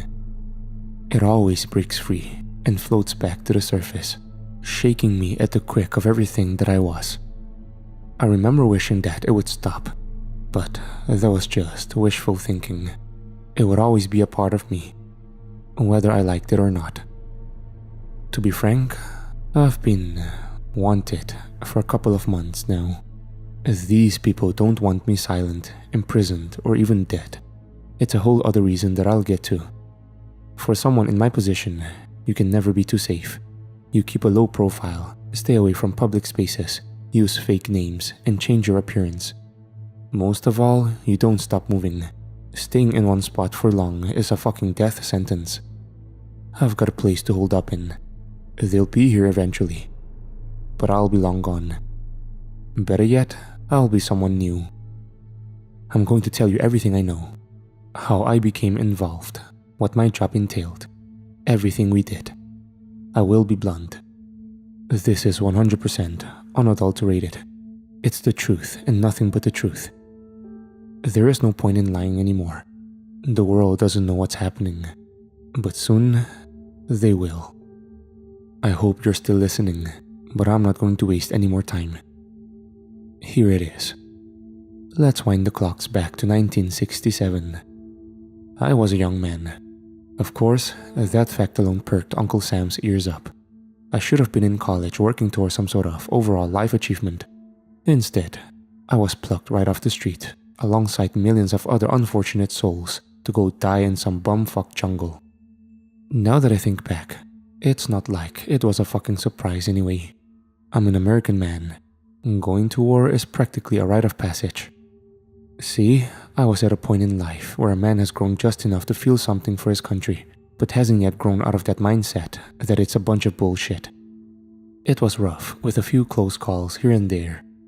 In Vietnam, the culture shock alone was a nightmare to deal with. That combined with the heat, the constant rain, all of the things that the enemy used as a weapon to grind us down mentally. It was a bad time. I remember being pretty low. It's not like we were getting any love back home. The news coverage and shit we got was nothing short of propaganda. They'd paint us to be the good guys, but we were the fucking bad guys in this war. Things like that take a toll on you, but not that much to do what we did. My squad was losing it. We were being torn apart from all sides, and all hope was gone. We went from being a ragtag group of go-getters to a single desperate mindset. Kill or be killed. That was our plan. We were doing whatever we had to do to survive. It didn't matter who or what they were. We'd fuck them up. We'd burn their homes and villages to the ground. We'd slaughter their families, and we'd make their own lives worse than death if we had to.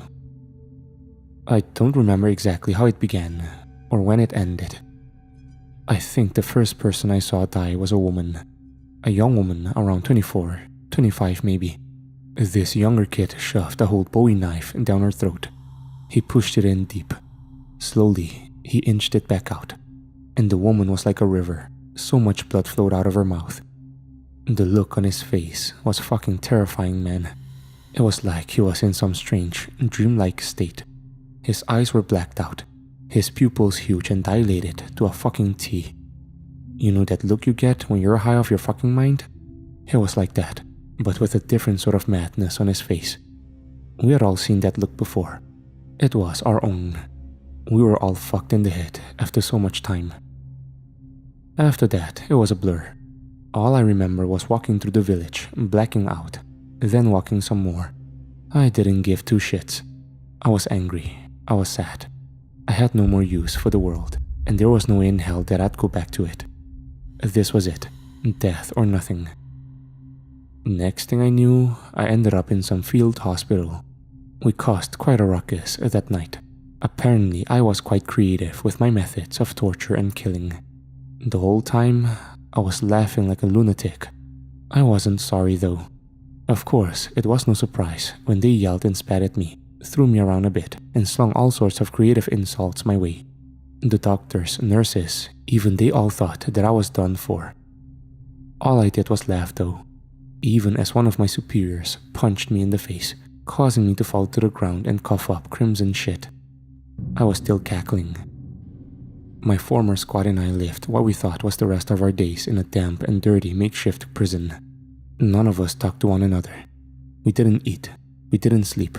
We didn't even count the days with little tally marks on the walls. All of us were zombies, moping around in dazed and dreamlike states. Our brains had shut down completely. It was the first and only time I'd eaten a rat with a little knife I made from a broken off floor panel. I cut into the thing while it was still alive, peeling back the skin and muscle. I saw the juicy insides sloshing around. I sank my teeth in and devoured whatever I could. Diseases were the least of my worries. I was already a disease to the world anyway. With only a day left until our execution, there was a knock at the door. It slowly inched its way open, the first sunlight in ages pouring in. Our clothes were caked with dirt and grime. Our hair went down to our shoulders and itched with bugs, and we were skeletons draped in thin skin. We huddled back against the walls as two gentlemen walked in. The first was the general, acting all smug with the cigar nearly falling out of his mouth. The second was a middle-aged man with a black suit and tie, sunglasses and fedora. He was painfully thin, almost as thin as us. We heard them speak in hushed murmurs to one another. They passed each other all sorts of documents and files. At one point, the general glared at each of us with a look of utter disdain and hatred, but also like he was running a thought through his mind. He turned back to the other man, saying, Now, are you sure? The other man let out a small chuckle. General, trust me, they'll be put to good use. Breathing a hefty sigh, the general shook his head and promptly left our cell, leaving us alone with this stranger. He stepped closer, and we stepped back. It looked like he was analyzing us, sizing us up, figuring out everything that we were. His smile was sadistic, and his eyes were full of mania. I wanted to punch him in the face so hard that he would be a vegetable for the rest of his life. With that aside, I still listened, curious as to what he had in store for us. "My name is Dr. Alexander Graves," he began. "I understand you're responsible for the massacre at Dangming. Your execution is to be carried out tomorrow at the crack of dawn." No one said anything. "I don't particularly feel like wasting your time, so I'll be blunt. You're the absolute worst pieces of shit. You did the worst things you could have possibly done. And to what end? You caused death, civilian death, and not only that." He gazed at my former squad leader, who couldn't keep his hands to himself, and then back to the rest of us. "You should have taken those bullets for yourself." In hindsight, this was stupid of me to say. "We did what we had to do," I said, my mouth opening for the first time in who knows how long. "No," Alexander shook his head, stifling a laugh. "You did what you wanted to. You chose to make yourself more powerful, killing and mutilating those weaker and defenseless than you. You're animals, but that doesn't mean you have to go to waste." Our former squad leader interrupted. "What the hell are you talking about?" "See, my friends and I have a mission. Been working on it for as long as I can remember. In Antarctica, a special place is being constructed. Right now, the government is in the dark about its true intentions, thinking that we're testing products for their wars. No, we're really trying to expand upon science itself. We're trying to create weapons for the future. What we want to use, though, are not just any weapons. They're weapons of flesh and blood, man-made beasts designed to kill." The former squad leader's face contorted in disgust. "Look, I don't know what kind of shit you're talking about, but I know I don't want to be a part of this. You aren't the government. We don't owe you shit." "Yes, you do," Alexander said. "Your superiors have already approved it. If you refuse, you've basically given them the go-ahead to come and kill you. This isn't a chance for you to atone for your sins. Frankly, there's no redemption for you. But if this is who you are, then so be it. Join me, and you can unleash yourselves like never before. This is what you want, right? I guarantee you, this isn't like anything you've seen." The more he spoke, the more we realized that he might actually have a point. We were assholes, the lowest of the low. We didn't have anything to lose. For us, this was a real opportunity. None of us knew what Alexander meant, and it seemed like crazy talk. But if we could finally let loose, unleash our darkest desires on something or someone, then so be it. This was a chance to be part of something greater. We agreed. May 16. 2 unknown vehicles were parked outside my safe house. I felt it necessary to gather my belongings and make my escape. I'm held up in an abandoned factory. It shouldn't be long until they're here again. Luckily, I've got several escape points. Hopefully, it'll be enough. I neglected to mention this new war. A couple months ago, there was a false flag operation in Cuba, intending to paint America like the aggressors. A few things led to another, and lo and behold, we're at war again. Surprise, surprise, it's with Russia. Both countries have nukes. So far, no one's used them yet. We're not going to, at least not yet.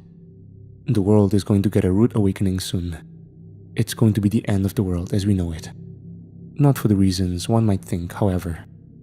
I soon came to realize that my former squad and I were just a small drop in the endless sea of inhuman wrongness.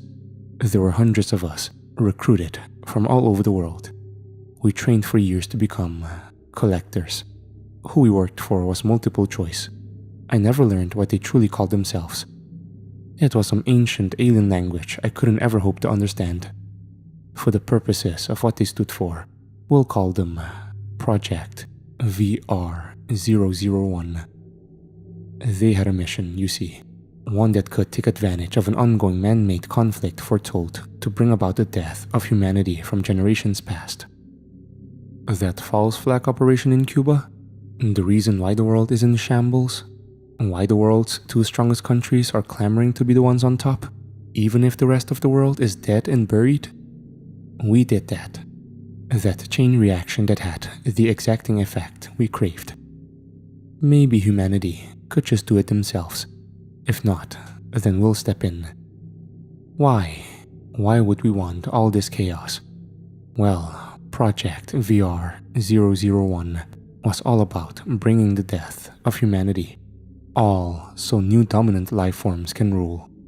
There was some cult-like group at the top that were trying to unleash some ancient prophecy that told them exactly how to do this. A prophecy that they've had for centuries. It's a prophecy in which humanity has to die so that a new dominant life form will arise to take our place. And with that new race of gods, there will be a new golden age where everything is done the right way, where only those worthy of being in this higher plane will live. Before I go, let me say that there are things in this world that the common man can never hope to understand. Things that have no right to exist. People try to gain some logical high ground that they created in their minds with what they call facts, logic, and common sense. They explain the weird and mysterious ways with big words and long drawn-out explanations that make their followers go, ooh and ah, denying every notion that there's anything else beyond that because it's not realistic enough for their own liking. Project VR 001 would laugh in their faces. For them, plain boring old science wouldn't suffice. They had to go deeper. Those unspeakable rituals they used, tapping into the unknown, looking beyond the veil, bending and breaking the rules of reality to their liking. We blended it all into one noxious mixture. It gave everything. We created life like never before. But we weren't going to stop there. These were some of the most brilliant minds of this world. Minds that should have never been allowed to think.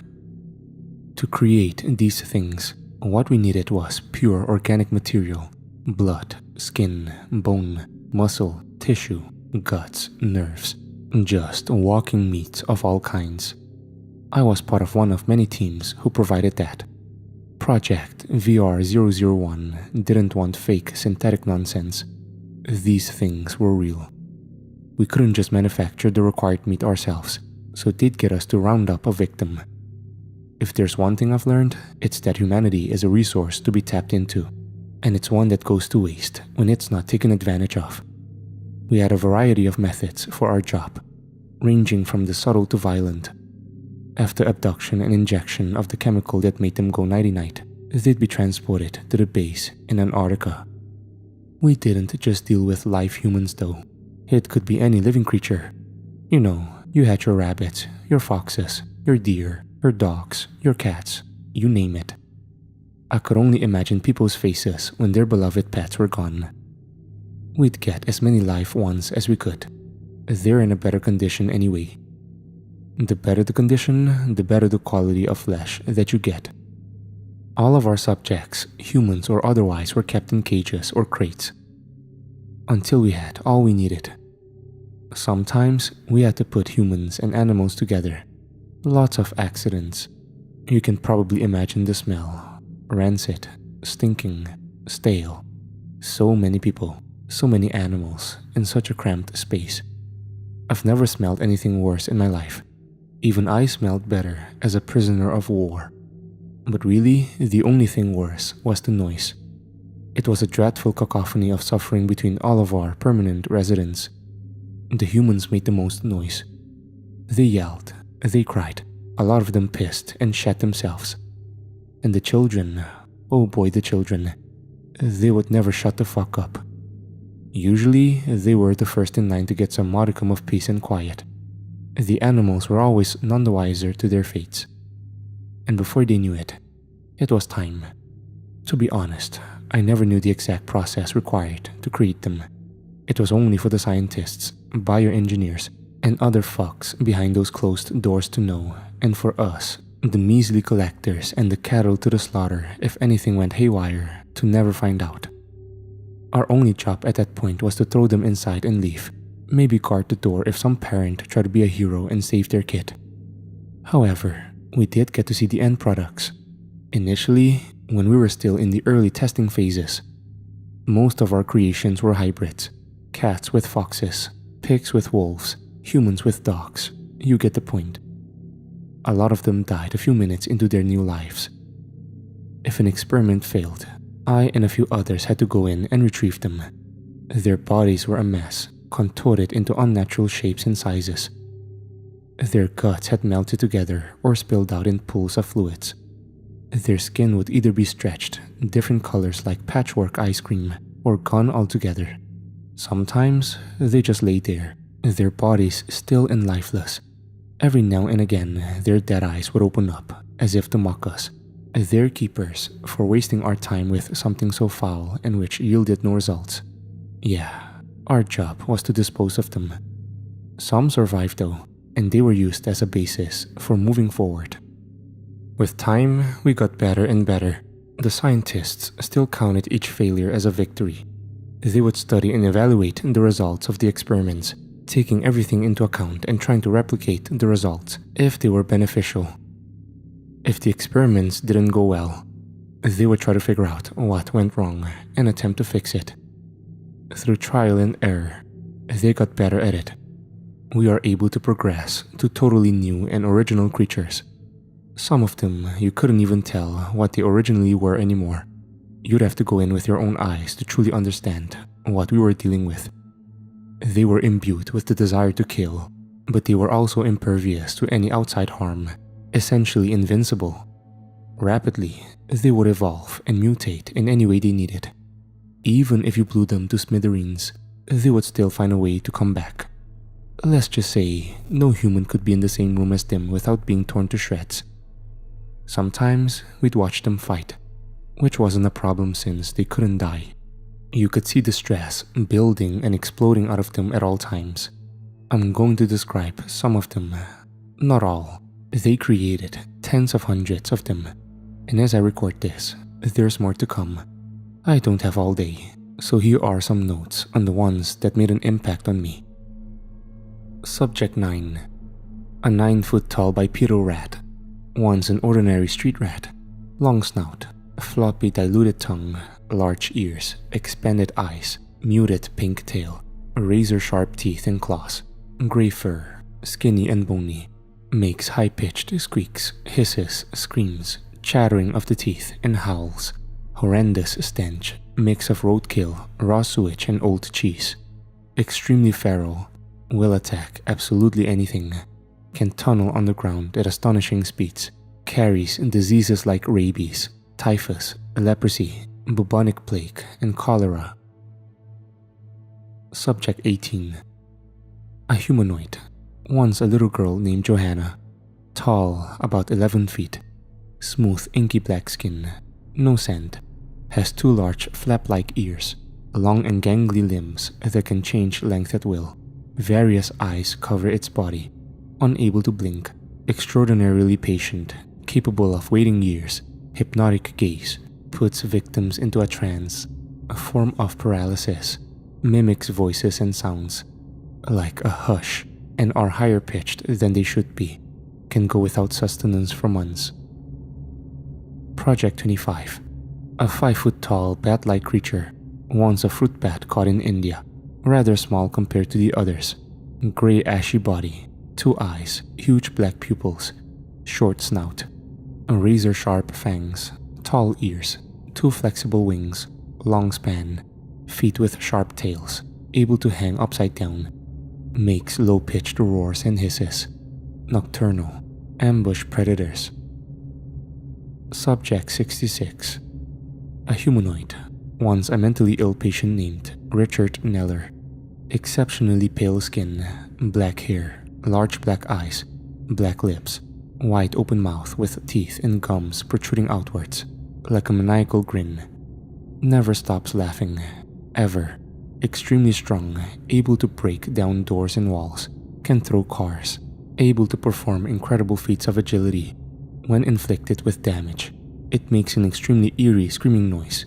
Mouth elongates and pupils enlarge, contorts into unnatural positions. Subject 81. A large canid, almost humanoid. Once a guard dog, long snout, big ears, blackened eyes that do not move, always in the middle. Sharp jagged teeth, tongue is long and floppy, dripping black substance. A long tail, black fur, loud howling, vicious, will never give up. Limb manipulation and reattachment. Subject 104. A humanoid, once a teenager named Grant Buckner. 9 feet tall, gangly limbs, long torso, a disproportionately narrow skull, a pair of too small eyes, a long and twisted claws for fingers, an extremely small mouth, a single claw for a tongue.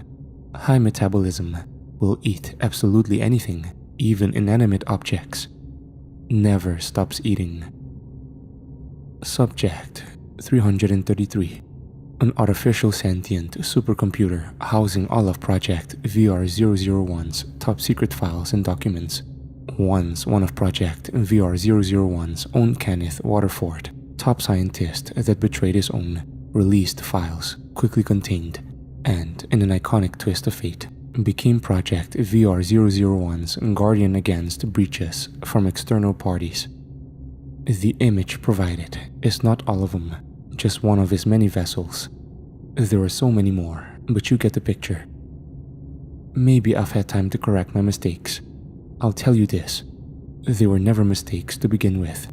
I knew what I was doing. Does that make me the bad guy? Yes. Yes, it does. At the same time, though, I felt like something was breaking inside me. No, it wasn't as if I was suddenly growing a conscience and morals. It was more like I was a shell. If I didn't care about Vietnam, I most certainly didn't care now. The would-be subjects screaming for help, their sad puppy dog eyes staring back at me. In me, there was nothing. I didn't even have moments of hesitation. I wasn't some underdog who tried to step up to the big mean villains in an act of selfless heroics. I didn't give a shit about that. By this point, I had lost my mind completely. Again, I was angry. At who? I don't know. Project VR-001? My fellow collectors? The creatures? The world? I didn't shoot up the place. I didn't kill Alexander or any of the other hit honchos up top. This wasn't some action movie. I just ran. I had nowhere to go. But it felt so good. Like a weight off my shoulders. The snow had picked up, but I didn't care. I ran until I couldn't anymore. What I did do was climb aboard one of the cargo ships that came by every now and again. I just thought, fuck it, and hopped on. Being a collector all this time, I received the necessary training to become practically invisible. That's what I did. Somehow, no one ever found me. I rode out the huge waves and terrifying storms. When we finally arrived in America, I hopped off. I've laid low ever since. Are you expecting me to be a hero here? Warn the whole world of Project VR-001? Expose their activities? Lead a resistance to try and take them down? Why would I do that? It's all pointless exercises. I'm just telling you what I experienced and how I feel about it. Maybe I should have stayed, but something was compelling me to break free. I'm so conflicted. I don't want to break free. I don't think I'm gonna be on my best behavior for long. There's literally nothing we can do to stop Project VR-001. Don't even bother trying to kill their creations. You can't. They'll mutate, evolve into forms unknown to nature itself. Nukes won't do anything. In fact, they might just speed up the process. A global catastrophe is coming. It's not a matter of if, but when. As humans, we like to think we're invincible, that we can take anything on. But there are things in this world, in this universe, that humble us, make us look tiny, like little insects. We're nothing. You, me, we're completely and utterly nothing. They're tracking me every which way. In fact, those same 2 cars from 3 days ago just parked outside. I'm seeing 4 collectors get out. I remember them all. 46, 880, 232, and 78. And I know exactly what they want to do to me. All I can say is, keep your loved ones close. Hug them tight. Tell them how much you love them. Personally, I don't have anyone to love. I'm pretty much alone in that fact though. Something's coming. A conflict unlike anything the world has ever seen before. No one's prepared. It seems like the last chapter of humanity is now. Sometimes, back in Antarctica, when I was walking past all those awful creatures, I just stop and stare at them. For some reason, that made me feel a connection to them. No matter how different we were, separated by bulletproof glass and barbed wire, they and I were at least on the same wavelength. Pain is all we know. I've tried committing suicide. I can't, though. Not that I don't want to. It's just that I can't. I don't want to stay alive. Something's stopping me. Death is waiting for me. But it seems like he'll have to keep waiting. The entries of hit researcher, observer, patriarch, and glorious leader into the dear future, Dr. Alexander Graves. March 20, 1971. Did I ever dream of the day in which we would be truly united as a world? What a silly question. Of course I did. I mean, don't we all? It was never as if my dreams were too far-fetched, unable to be accomplished in a single lifetime. All I wanted was to show that there was a better way, one in which all that was needed was an ideology of unity, a common goal and common truth. My dream was just that, simple, but I also knew it's very complex. The way I saw it was to be unified in the search for what makes humanity humanity. It goes beyond the things we can see and the things we can hear. It goes beyond your own kind. People like to propagate the notion that the world is a mess and that nothing can be done to save it. Even if something goes slightly awry, it's the end of the world as we know it. To me, that's a giant cancer that keeps growing and growing and growing. It needs to be cut off before it consumes everything there is. What's with all the fear-mongering? Why not embrace what we have and what we will have? In my conferences with those men, I made sure my words were as smooth as silk. I spoke prettily but plainly. You'd be surprised at how much you can accomplish with the right amount of balance in the words you utter. Of course, these weren't simple, honest men. You had your presidents, your prime ministers, your monarchs, your generals, all from the same highly exclusive club. I fronted as the head of the South Project, which to them was earth-shattering. Weapons manufacturing, all the guns, bombs, and artillery you can shake a stick at. We were neutral, non-partisan, just some guys with some money, wanting to get the best bang for our buck. We made sure to keep our mouths shut. We were weapons manufacturers for the good guys and the bad guys. It wouldn't have mattered. It was all the same. As long as everyone was paying their bills on time and the price was right, we'd be happy to do business. To make a long story short, they were eager to oblige. That was 2 years ago already. Of course, we have our own agenda to play around with. I call it Project VR-001, or Project Venerate a Revolutionary. That's us. The 001 is for our first inquiry into the new way of life. Am I a liar? Yes, I am. But I'm a firm believer of the ends justifying the means. We're not looking to build guns or bombs or artillery. We're looking to bring the world together. We want to break down the barriers, smash the walls, and bring the people together into one gigantic melting pot. When I mean bringing people together though, I'm not talking about one big brotherhood of man. I'm talking about the end of this chapter, and not just humanity, but the animal kingdom in its entirety.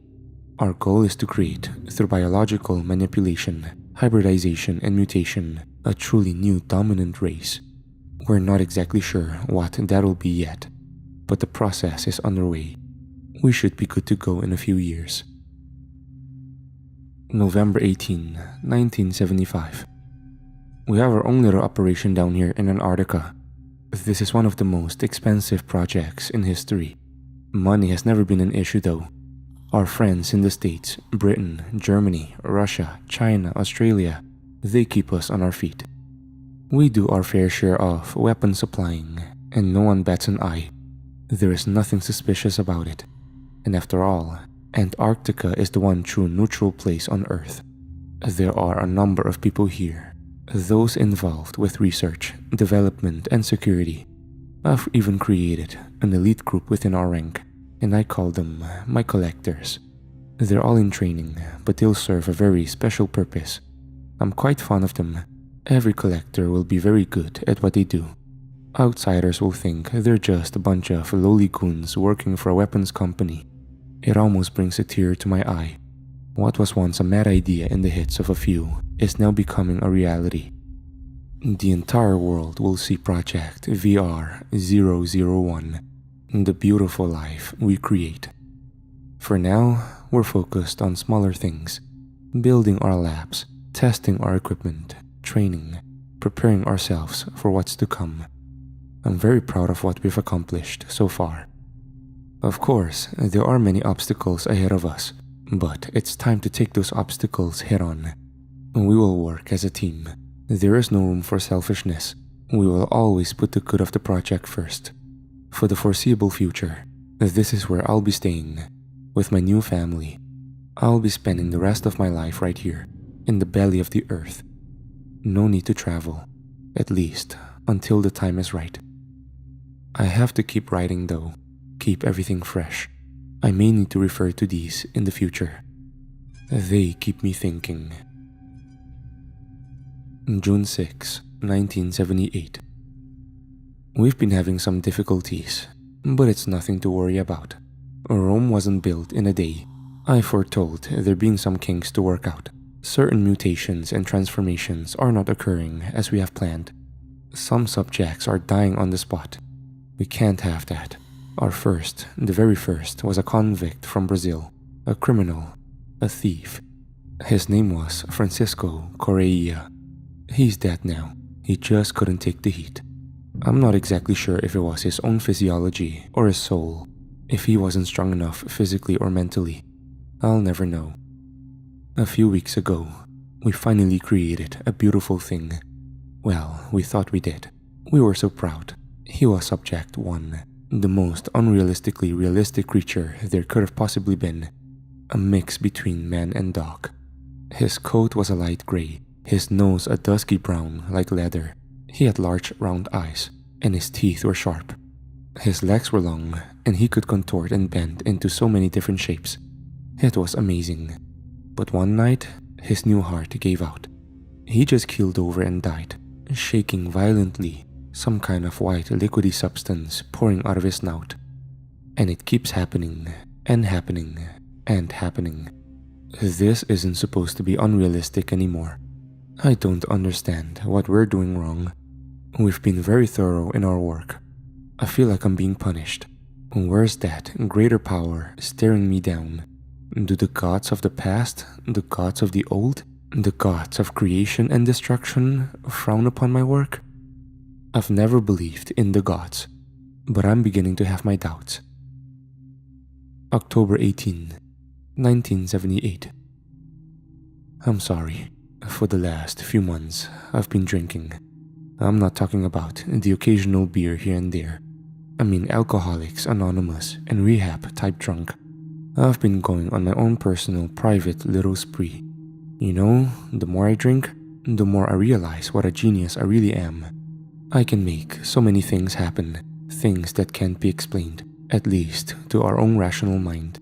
I've spent so many years searching for that unifying theory, but I keep on failing. It's because I've never gone about it in the right way. I know what I can accomplish. I just need a little help.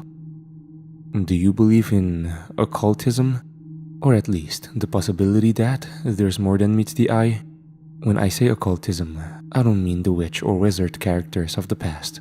I mean the true nature of the universe, what our ancestors refer to as gods and spirits, but is really the truth of everything, the real laws of reality. We all want to be closer to those things. That's why people go to temples, churches, mosques, and shrines. Those who are skeptical are just afraid to believe in something more. Feelings of doubt and uncertainty are always just in your head.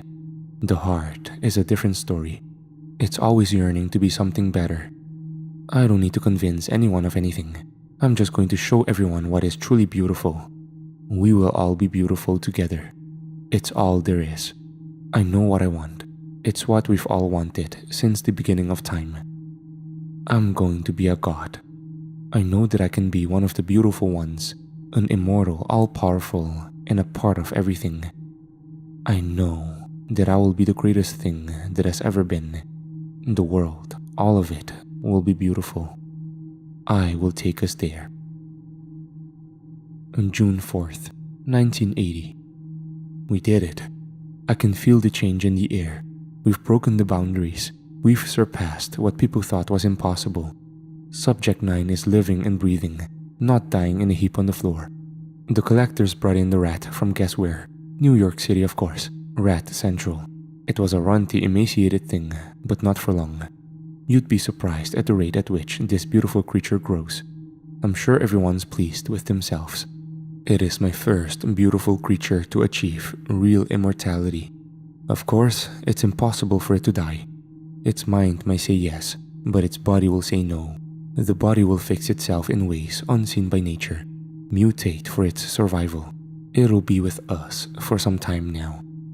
Many others have already received the same treatment. Already, we're in the hundreds. They're all manners of shapes and sizes, and can do so many wonderful things. Subject 9 carries all sorts of diseases. Subject 18 can put people into a trance. Subject 32 is a walking inferno. Subject 111 can spray pus out of his pores. And get this, Subject 489 loves to crawl into any available orifice and release a viscous, pervading liquid that decays the host from the inside out. One time, I saw the newborn in her cocoon for what seemed like hours, but what was only a few minutes. I saw her writhing around. I saw her screaming and crying. I saw her limbs and wings sprout, her fur and flesh grow. I saw her form. I saw her change. I was in the most beautiful moment in my life, and it's all thanks to my friends, the gods. Isn't it great? I did run into a problem when one of my scientists, Dr. Waterford, tried to seize our files and release them to the public. I couldn't fathom for the life of me why he would do such a thing. He was good, and I was good to him. One day he just broke? Well, what good would executing him have done? I like to take whatever I can get. If he wanted our files so bad, then so be it. He'd become our files. August 31st, 1983. These past few years, a thought has been at the forefront of my mind. What if there was a catalyst? See, this is the era we live in. Back in '62, everyone made a hissy fit about a couple of missiles in Cuba. Then it just ended, and people moved on. Everyone said it was gonna be the end of the world. Vietnam's over. It's done. Except, it isn't. There are all these tiny little conflicts that keep springing up in the area. How could something so small start something so big? Yet something so big start something so small. I want my own Vietnam. Except, bigger. All our lives, we've grown up with the threat of another world war. Everyone remembers hunkering down in their classes being threatened with the thought of some hypothetical, belligerent plane dropping a huge bomb on their little suburban existences. What if that plane really did drop that bomb? What if humanity did all the work for me? I'm now the largest weapons manufacturer in the world. Everyone would buy weapons from me. In fact, they already are. I will say, it was much easier than I thought. December 30th, 1986. So get this. So back in March, one of my collectors, Daniel Morse, escaped, right? There weren't any bullets exchanged. No high-speed chase on the open snow-covered desert. Nothing. He just vanished without a trace. There is no such thing as without a trace. Everyone leaves something behind. Now that I think about it, Morse did seem off here and there. Not rebellious, just different. He was in a whole other dimension than the rest of his colleagues. One time, I saw him just walk up to Subject 77's cage, placed his head against the chain link, and just stare at the creature in there. 77 tried to intimidate him, but Morse just wasn't having it. My collectors are trained well, maybe a little too well. He did cover his tracks. It was exceedingly difficult to pinpoint his location. I was persistent though. It's my biggest attribute after all. Some of my collectors went out to find him. Apparently, Morse shot 2 of them dead and fled the scene. Alas, nobody's perfect. Morse was ambushed, and though he escaped once more, collectors 46 and 232 brought back something very interesting. It began with, "My name is that of a war criminal. For now, you can call me Collector 662. I knew what this was the second I got the word criminal. He talked all about how he wanted to die, how there wasn't a point in fighting back, and most importantly, how he wasn't going to do anything about it. People like to call me a liar. Wait until you get a load of this. Morse did fight back. It was like one of those Hollywood action movies they used to make. Judging from our surveillance, some woman his age named Melinda came into his life. She inspired him. They grew closer. They tried to expose me and Project VR-001, and they let some unfortunate, misguided souls in their mission, and they failed. Their plan was to use a special bomb they constructed to blow up our black site. It would be a huge explosion and contained some sort of strange compound that would supposedly kill all my subjects permanently. God, it makes me laugh even now. I'm not going to beat around the bush. I hate doing that. Their numbers were either gone down or taken by my beautiful children. I blew Melinda's brains out. And Morse? Let's just say I have another child. My 500th, and I'll make sure to punish it accordingly. It's really Melinda's fault if you think about it. Anyways, with whatever that was out of the way, my friends and I think that it's time. Still no nukes. You have to do everything yourself, huh? October 1st, 1987. This is the last. Here's the plan. I don't want to just unleash all of my children out into the world all willy-nilly. Where's the fun in that? I have something better. So, I've already arranged for a weapons demonstration to be conducted between the President of the United States and the General Secretary of Russia. Remember, I'm neutral, non-partisan. I've been supplying weapons to these fucks since the beginning. They have to play nice, and they probably think that whoever bids higher will get their weapons of the future. But instead, it's time. I will ascend. Goodbye. Aftermath. On October 15th, 1987, the President of the United States and the General Secretary of the Soviet Union, as well as their associates and some top military generals, gathered in Antarctica for the supposed weapons demonstration. Seated inside the black site, yet still chilled to the bone, huddled in their parkas and furred boots, they waited patiently for the reveal of the weapons of the future. When Alexander spoke the words, "And now, I give you the weapons of the future," and the rusted metal doors rose up into the ceiling, the President of the United States, the General Secretary of the Soviet Union, the top military generals, their smiles suddenly dropped. Unable to die and equipped to mutate as needed, some of Alexander's children swam hundreds upon thousands of miles to land, while others flew. Some were even airdropped. Quickly, chaos began to spread as these alien terrors began to wreak havoc against the world, killing anything in their path in various grotesque ways. Humanity quickly began working together for the first time in 5 years. They turned the war effort against the creatures and attempted multiple methods to fight back, but to no avail. The subjects continued to mutate over long stretches of time, and emit intense amounts of radiation, causing entire areas to be uninhabitable. Though some managed to escape, these survivors began to grow tumors and lumps, get pustules, and even more horrible, get limbs and organs and even entire heads and faces to sprout and grow from unnatural locations. Nature itself was working against these people.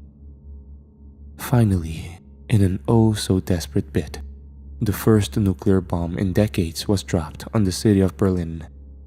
This only strengthened the subjects, though it was maddeningly insisted on more being dropped. Effectively, these moves decimated large swaths of land, leaving immense fallout and nuclear winter in their wake. On June 14, 1989, at approximately 10:02 p.m., the last survivor on Earth, Cassie M. Berger, 16, after being backed into a corner, ripped off his gas mask and ran into the horde of subjects in a fit of mania. He was rapidly mutated in a fraction of a second and was devoured in even less time. Alexander Graves remained alive, alone in what used to be Francisco Correia's cell. He injected himself with a syringe containing a special reactant. With a smile etched across his face, he began to mutate. It is so difficult to even fathom the possibilities that lie ahead of us.